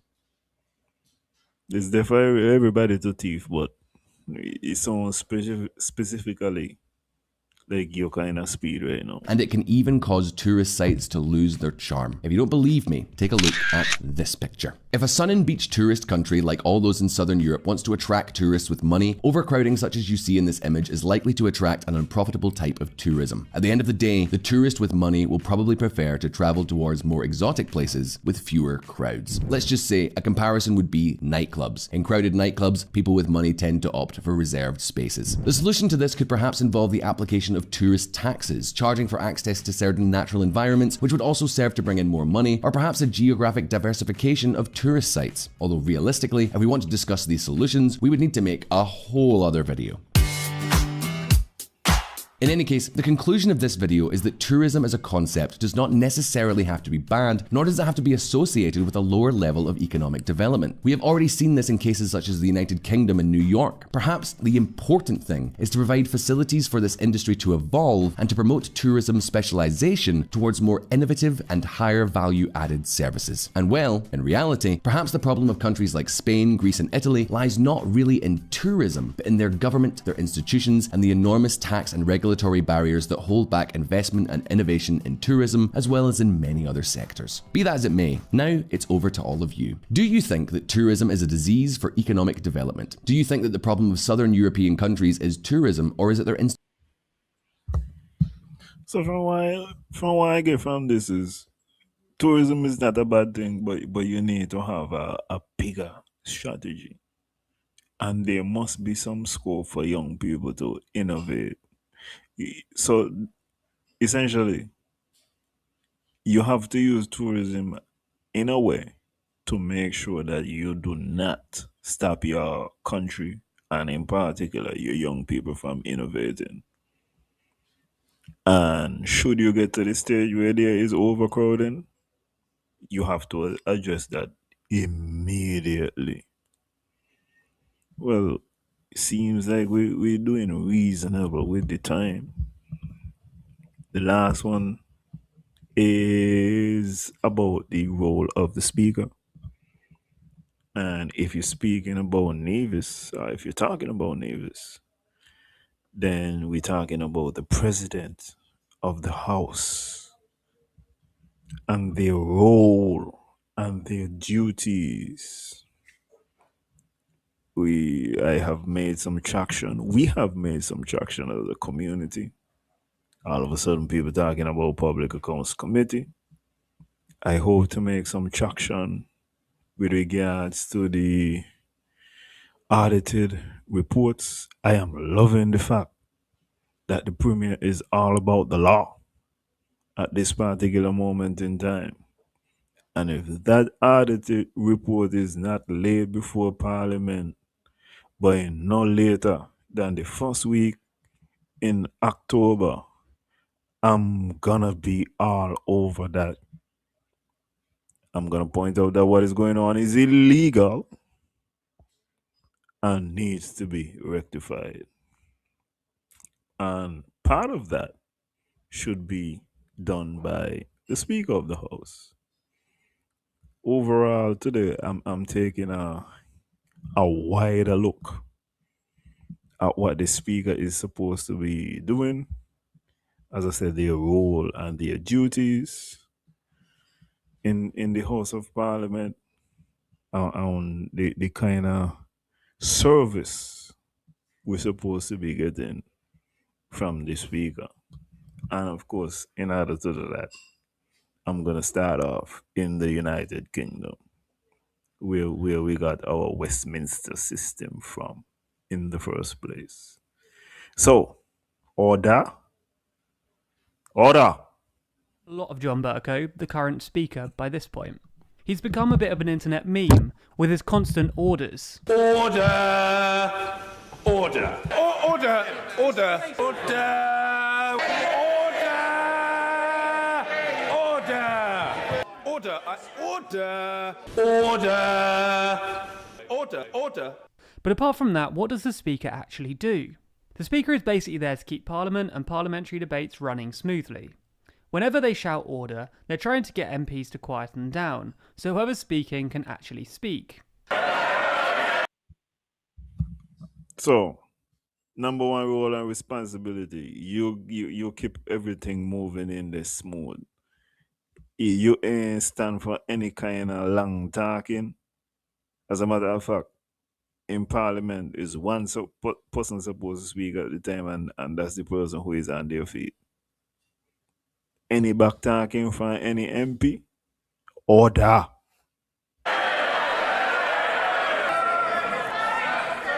The House must calm itself. Long time to go. Today, subsequent days. Keep calm. And you could see that was the Prime Minister. I think she was Prime Minister for like a month. But as soon as the Speaker rose to his feet to speak, as soon as the Speaker started to speak, even the Prime Minister got to sit down as soon as possible. The Speaker is in charge of the House unequivocally, without dispute. If she, my honourable gentleman's getting overexcited. He's a young pup. I know he's a new young member. I know he requires encouragement. However, that's not the only thing the Speaker can do, or even the only thing they're famous for shouting. Whenever they shout, "Division! Clear the lobby!" they're telling MPs that it's time for a vote. As we explained in our video on the rowdiness of the House of Commons, this phrase falls into two parts. The votes themselves are called divisions because MPs literally divide between the two separate lobbies, one for those who vote in favour of the bill and another for those who are voting against it. Clear the lobby is his request that anyone besides MPs leaves the lobby so there's no confusion about who's voting and who isn't. Once voting is complete, he will say, I have not heard any speaker shout division. However, it is in the standing orders. So I'm gonna look into that. The ayes to the right, 312. The noes to the left, 314. So the noes have it. The noes have it. Unlock. When he says ayes, he's referring to those who voted for the motion. And when he says no, he means those who voted against it. The question is the main motion. And as many as are that have been and say aye. Aye. Of the contrary, no. Division, clear the lobby. Once the vote is announced, MPs have 8 minutes to get to the lobbies in order to vote. Once that time's up, the doors are locked to prevent any further voting. So when the Speaker shouts unlock, he's stating that the doors should be reopened. The Speaker can also demand that MPs withdraw any distasteful remarks. They can also tell MPs who are wasting parliamentary time to finish their speeches, to keep parliamentary debate running smoothly and efficiently. If MPs don't obey the Speaker, then they can be suspended from Parliament until the end of the day. This is pretty rare, but it does happen. The last time was in 2016, when Burko named Dennis Skinner after he refused to withdraw his infamous Dodgy Dave comment aimed at David Cameron. Maybe you've seen it before. So this is a very important power. As I said, the speaker has ultimate power when they are in the house. And they could tell one of the MPs, had enough for you for the day. And suspend you for the rest, at least, of that day. And they could go further too. But this is a minimum explanation of the powers of the speaker. But it's such an iconic moment, it's worth revisiting. I asked him a very important question. I didn't receive a proper answer then. Maybe Dodgy Dave will answer it now.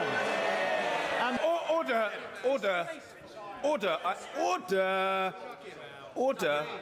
I must ask the honourable gentleman, order. I don't require any assistance from some junior minister. An absurd proposition. I invite the honourable gentleman to withdraw that adjective. Order. He's perfectly capable of asking his question without using that word. This man has done more to divide this nation than anybody else. He's looked after his own pocket. I still refer to him as Dodgy Dave. Under the power given to me by Standing Order number 43, I order the honourable member to withdraw immediately from the House for the remainder of this day's sitting. So to explain what just happened there, and this also applies in the Caribbean. If you use insulting language, if you swear, like when Van Samuel called Kozia a jackass, immediately the speaker is supposed to ask for a retraction of that statement, and refusal to retract such a statement could end up in that particular MP being suspended as a minimum reprimand in the circumstances. The Speaker also chooses who speaks in the House. If an MP wants to speak, they stand up once the speaking MP has finished and sat down. The Speaker chooses one of the standing MPs to speak. This is often referred to as catching the Speaker's eye or bobbing, and speaking when not chosen can result in suspension from the House. If the House of Commons gets really unruly, even more than it usually is, or there's some sort of emergency, the Speaker also has the power to suspend the sitting of the whole House, citing grave disorder. The last time the Speaker invoked this was in 2017, during the Westminster terror attack, but this really isn't very common. Order! I am now going to suspend the sitting of the House. This House is now suspended, but please wait here. And it's sort of a last resort available to the Speaker. As well as making sure that the House remains relatively civil, the Speaker also has some influence in legislation. The Speaker gets to select proposed amendments for bills, and, as has become apparent recently, he can block government motions in order to uphold parliament. Okay, at this point is where we depart from the United Kingdom, and we start to do we one thing. I am not certain that this applies, so we ain't gonna really get into this. I have a couple further examples, however, of the Speaker reprimanding MPs, and also a Speaker explaining why he threw a parliamentarian out of Parliament. So we're going to go on and watch these kind of things. This first one is actually the leader of the opposition right now, and she going to get a little straightening from the Speaker. So this is the Speaker and Kemi Badenoch. Thank you, Mr. Speaker. I'm very sorry that the sequencing that we chose was not to your satisfaction. I was... Order. That is totally not acceptable. No. Who do you think you're speaking to, Secretary of State? I don't want. I think we need to understand each other. I am the defender of this House and these benches on both sides. I am not going to be spoken to by a Secretary of State who is absolutely not accepting my ruling. Take it with good grace and accept it that members should hear it first, not a WMS or what you decide. These members have been elected by their constituents and they have the right to hear it first. And it is time this government recognised we're all elected, we're all members of Parliament and use the correct manners. Secretary of State. You need to be tough. Sometimes as the speaker, there is no MP who supposed to walk over you during your tenure as speaker. Listen, I would love to be the speaker in a parliament. Oh my God of mercy. Phenomenal. But anyway, that's an example. I think, is it over? Yeah, it's over. Yeah, so that was one example. And the other important thing to know that he said is he is the defender of basically the entire house. You don't get to pick, well, I am defending the government in power or I am defending the opposition. Your role is to make sure that there is complete order, regardless of who is acting in a disrespectful manner. They got to get pulled up with swiftness.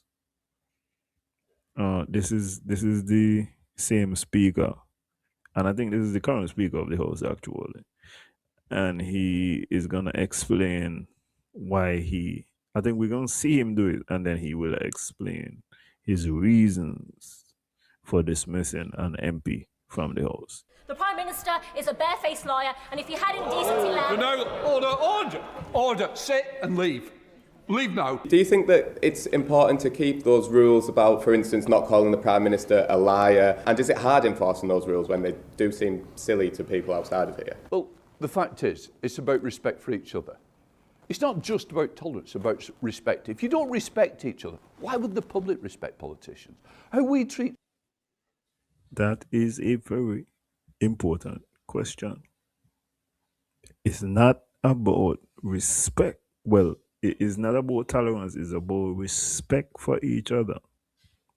And if the politicians do not respect one another, as I have been trying to get these people to do, how is the public going to respect you? We see, for example, that the leader of the opposition in the federal house respects the prime minister. What is confusing is that he does not respect everybody on the opposition benches. And equally, in Nevis, you don't see that same respect all the time for Dr. Janice Daniel Hodge. And overall, it lowers your standing as a parliamentarian anytime you behave like that. At some point in time, ain't gonna be no fun when the rabbit got the gun. Each other is reflected by society. So what I would say is, let's have disagreements, let's have robust debate, but don't go down to the basics. Sideswipes. You're a liar. Could you imagine every word will be a lie? Every time a politician got up, you're a liar, you're a liar. We can't have that. It's about debate, persuading people to support what your views are.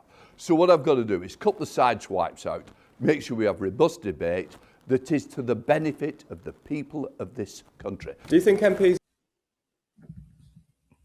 So a speaker must ensure that there is no sideswiping, no backtalk. If there is backtalk, I'm not saying that you're supposed to throw them out immediately. No. Give a fair warning. Hey, first of all, need you to retract that statement. Second of all, if that is to occur again, it will definitely be the last time. I'm not making a threat. I'm just telling you what is going to be happening. And that is how a real speaker got to operate within the scheme. They are getting a bit more unruly with things like that, though. They had the Lee Anderson and the Zara Sultana thing. Fairness to Lee Anderson, who left straight away, I gave Zara the same chance to go. She decided to carry on and press it. I don't want to be put in that position. But in the end, I've got to uphold the rules of the House. They're not my rules, they're the MP's rules. So, of course, the ultimate is that you do lose a week's pay. So it's not an easy thing to do, and it is an easier thing to enforce on that basis. And it's something that is also something what we got to do.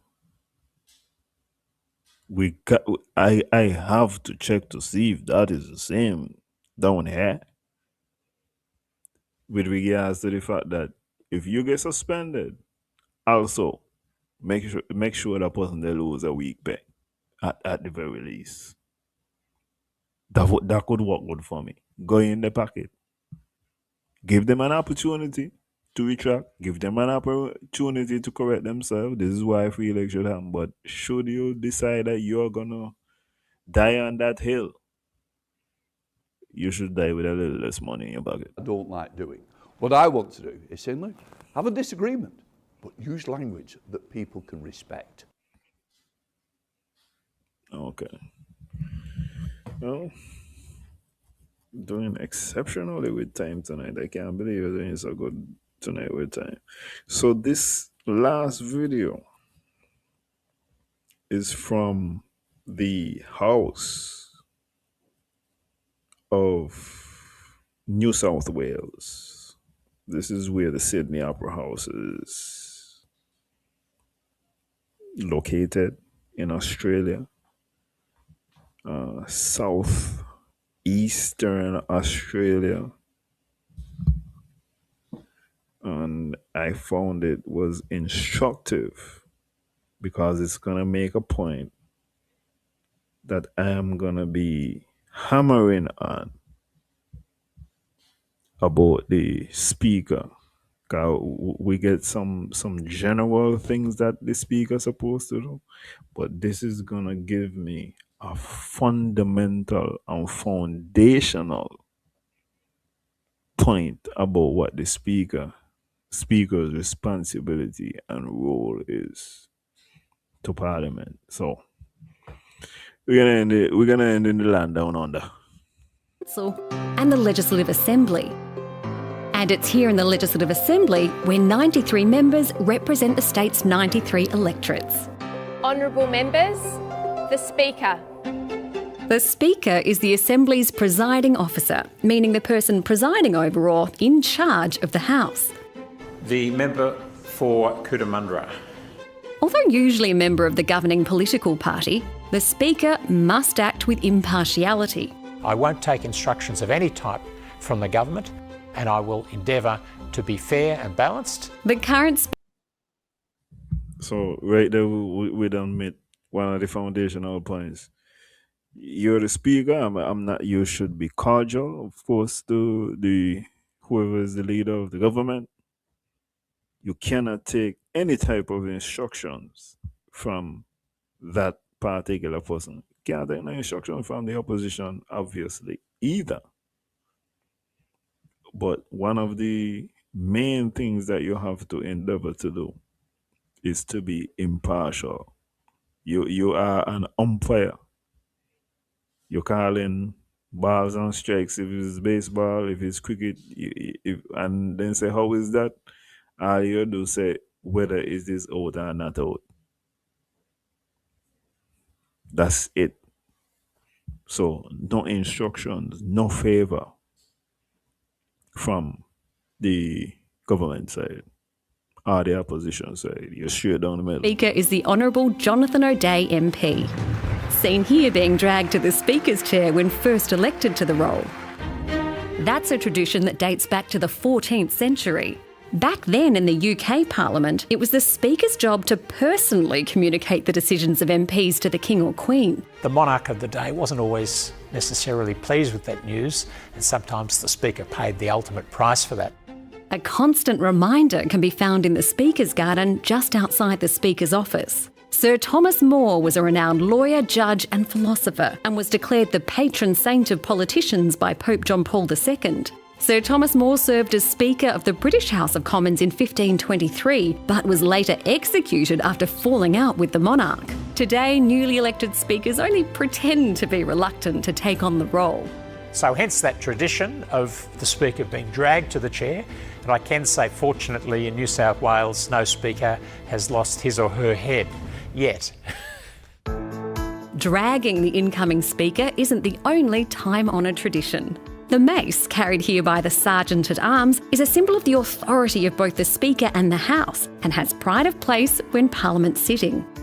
The current Speaker wears a black gown during ceremonial occasions and while he's seated in the Speaker's chair, presiding over the House. But unlike some early Speakers, he prefers to keep the traditional full-bottom wig as a display item in his office.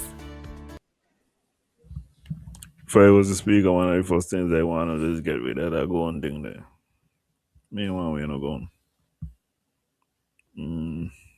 Not for me. We need to adapt that to Caribbean settings. I wouldn't dare don this wig these days, A, because I'd look dreadful in it, but secondly, it is a relic now of the past. The Speaker has multiple duties. When Parliament is sitting, he's tasked with...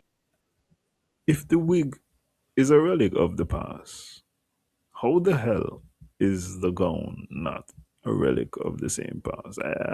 I don't get it. It all seems to be retro to me.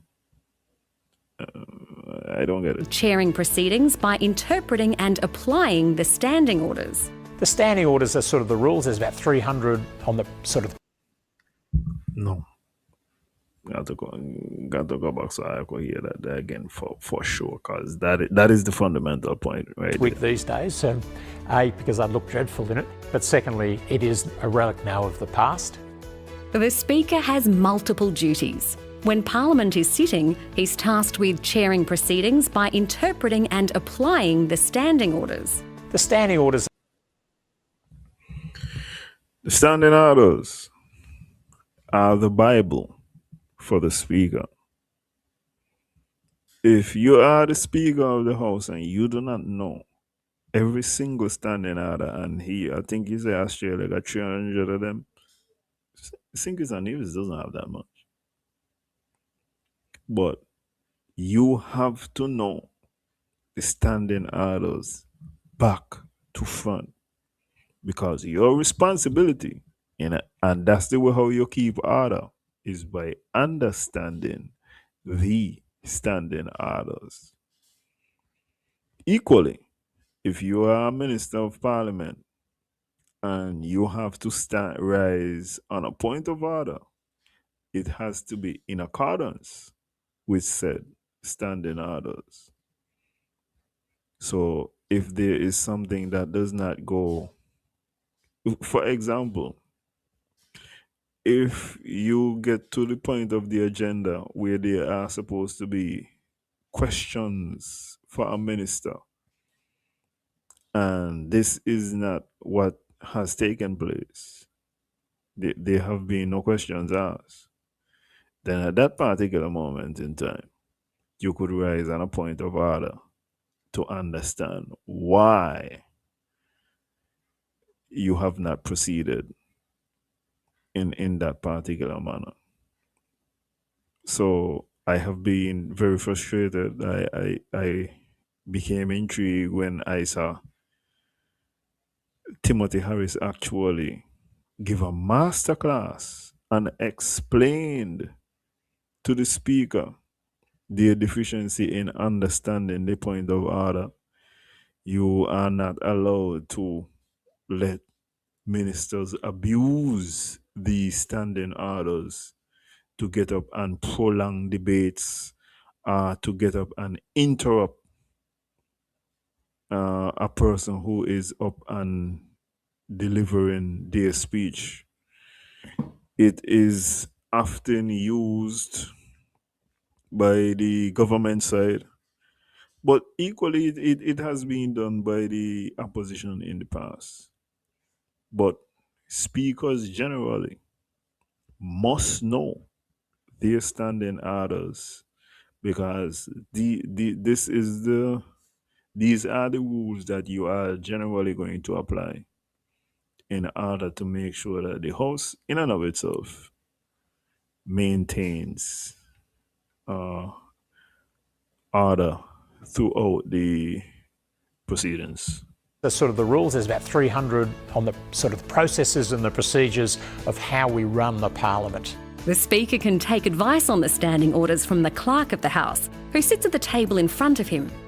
Unlike MPs, the Clerk of the Legislative Assembly isn't elected by the public, but is an independent permanent officer of the House who gives advice on practice and procedures to all members. We want an extension of time for 2 minutes to see him answer the question. The clerk, therefore, is a very important person. The clerk has to be able to help the Speaker to interpret these rules. In other words, the clerk can't be no dummy. So that is another person who shouldn't just get the position to fill out the roster. This person got to be able, as I say, to help the Speaker to fulfill their role and their duty. There's one time of day when Parliament can get a bit rowdy, often testing the standing orders. The most interesting, but also the most challenging, is sitting in that seat up there in question time when you have lots of personalities who want to make their mark. Well, welcome to the party. And the Minister is not answering the question. It's 129. I do observe that the opposition isn't allowing the Minister to answer the question. Debate can often be heated, and the Speaker can even throw out members from the House who refuse to come to order.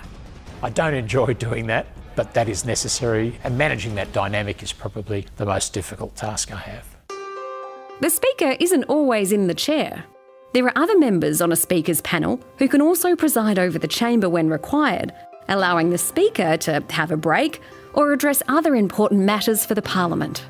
When I'm not in the chair, I can speak as a local member of Parliament where there are issues that particularly relate to my electorate that I am empowered to represent. The Speaker's role extends beyond parliamentary sittings. It's his job to represent the Legislative Assembly as a whole at things such as conferences and with representatives of foreign countries or jurisdictions. And together with the President of the Legislative Council, the Speaker has ultimate responsibility for the entire parliamentary precinct. Jonathan O'Dea is the 31st Speaker of the New South Wales Parliament. The first to take the chair was Sir Daniel Cooper in 1856. The longest serving was Sir Daniel Levy, who was elected 4 times to the position, while the youngest was Sir Edmund Barton, who became Speaker aged 33 in 1882. He would go on to join the new federal parliament in 1901 and become our first Prime Minister. The first and so far only woman to serve in the role was the Honourable Shelley Hancock, who had an 8-year term before becoming a minister. Like all of those before him, Mr O'Dea knows the Speaker's role is critical to the functioning of democracy. It is a real honour and privilege, but also it's quite unique in this place, and I'm delighted to be able to fulfil it to the best of my ability. Order.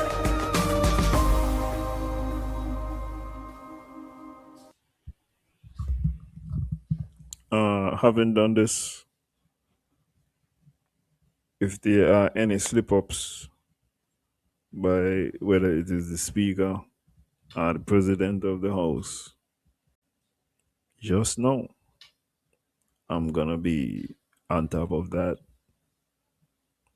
I'm learning, and I'm not only learning the standing orders, I'm learning who know their standing orders and who don't know their standing orders. And one thing that I'm gonna look for is the general order. What would this word be? Orderliness. I'm gonna look at the general order that is being kept in both houses. And in addition to that, I'm gonna be looking for the enforcement of those standing orders and the understanding of those standing orders. One example is that when somebody raises on a standing order, they're supposed to refer to what rule And it could also be a rule in the Constitution if that happens to apply to the particular circumstances.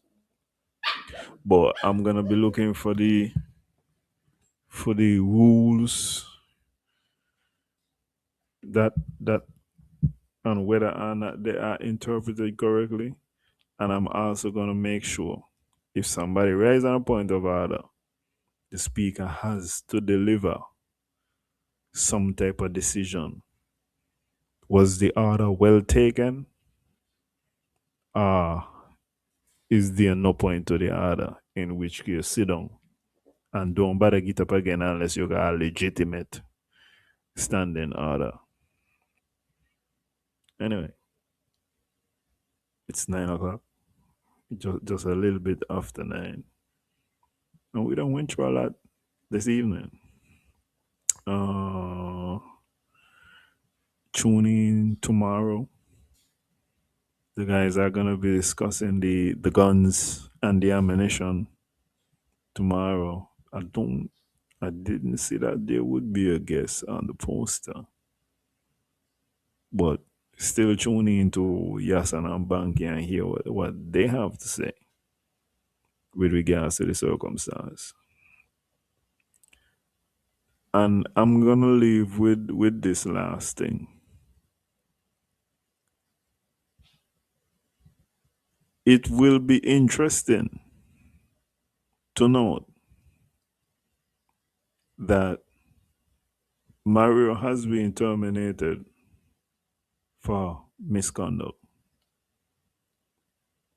It is interesting to note that he is the only person in the public service, because we have been told he's not a civil servant, he's a public servant. But he's the only person in the public service who is engaged in misconduct. I find that to be a tremendous coincidence. But I will leave that there. I will see y'all next week for the last show in August. So take it easy.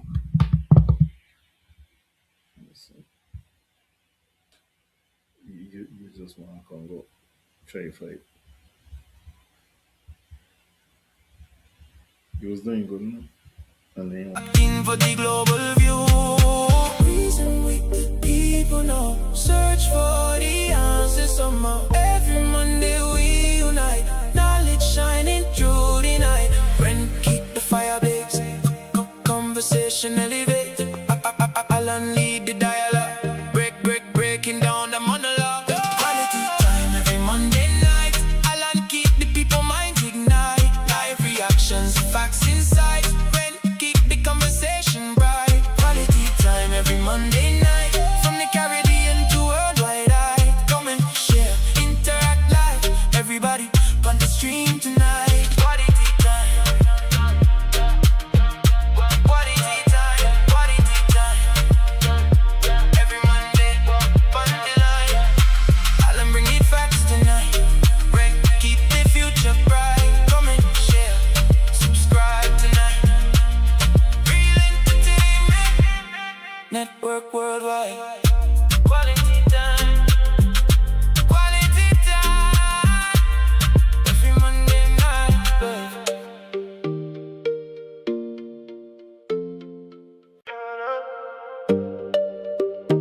Quality time. Quality time. Quality time. Quality time. Quality time. Quality time. Every Monday, on the line. I'll bring the facts tonight. So the people read between the lines. Rent life. Everybody tune in live. Global topics, deep analysis, audience interaction every night. I'll on the live stream sharp. Breaking down the news and the world affairs part.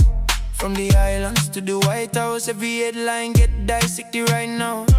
No noise, no gimme talk. Pure facts when I start walk. Economics, politics, to Caribbean lens on the global view. Shut a light up, non-stop. Viewers calling, comments drop. Everybody got a voice tonight. Reasoning deep till the morning light. We not follow every trend. media, search the truth again. Real analytics, no pretend. Quality time set the standard again. Quality time every Monday night. Alan keep the people minds ignite. Live reactions, facts inside. Friend keep the conversation bright. Quality time every Monday night. From the Caribbean to worldwide hype. Come and share, interact live. Everybody on the street tonight. Am I talking war and trade? I'll break it down so the truth get displayed. Stock market rise and fall. How it really affect the small and all. When the leaders make decisions, Alan watch close with precision. Deep analysis every week, giving voices to the ones who seek. Audience calling from abroad. Never sink it's London Yard, Florida, Jamaica too. Everybody locked in for the global view. Reason with the people now. Search for the answers somehow. Every Monday we unite. Knowledge shining through the night. Friend keep the fire blaze. Conversation elevate. Alan lead the dialogue. Breaking down the monologue.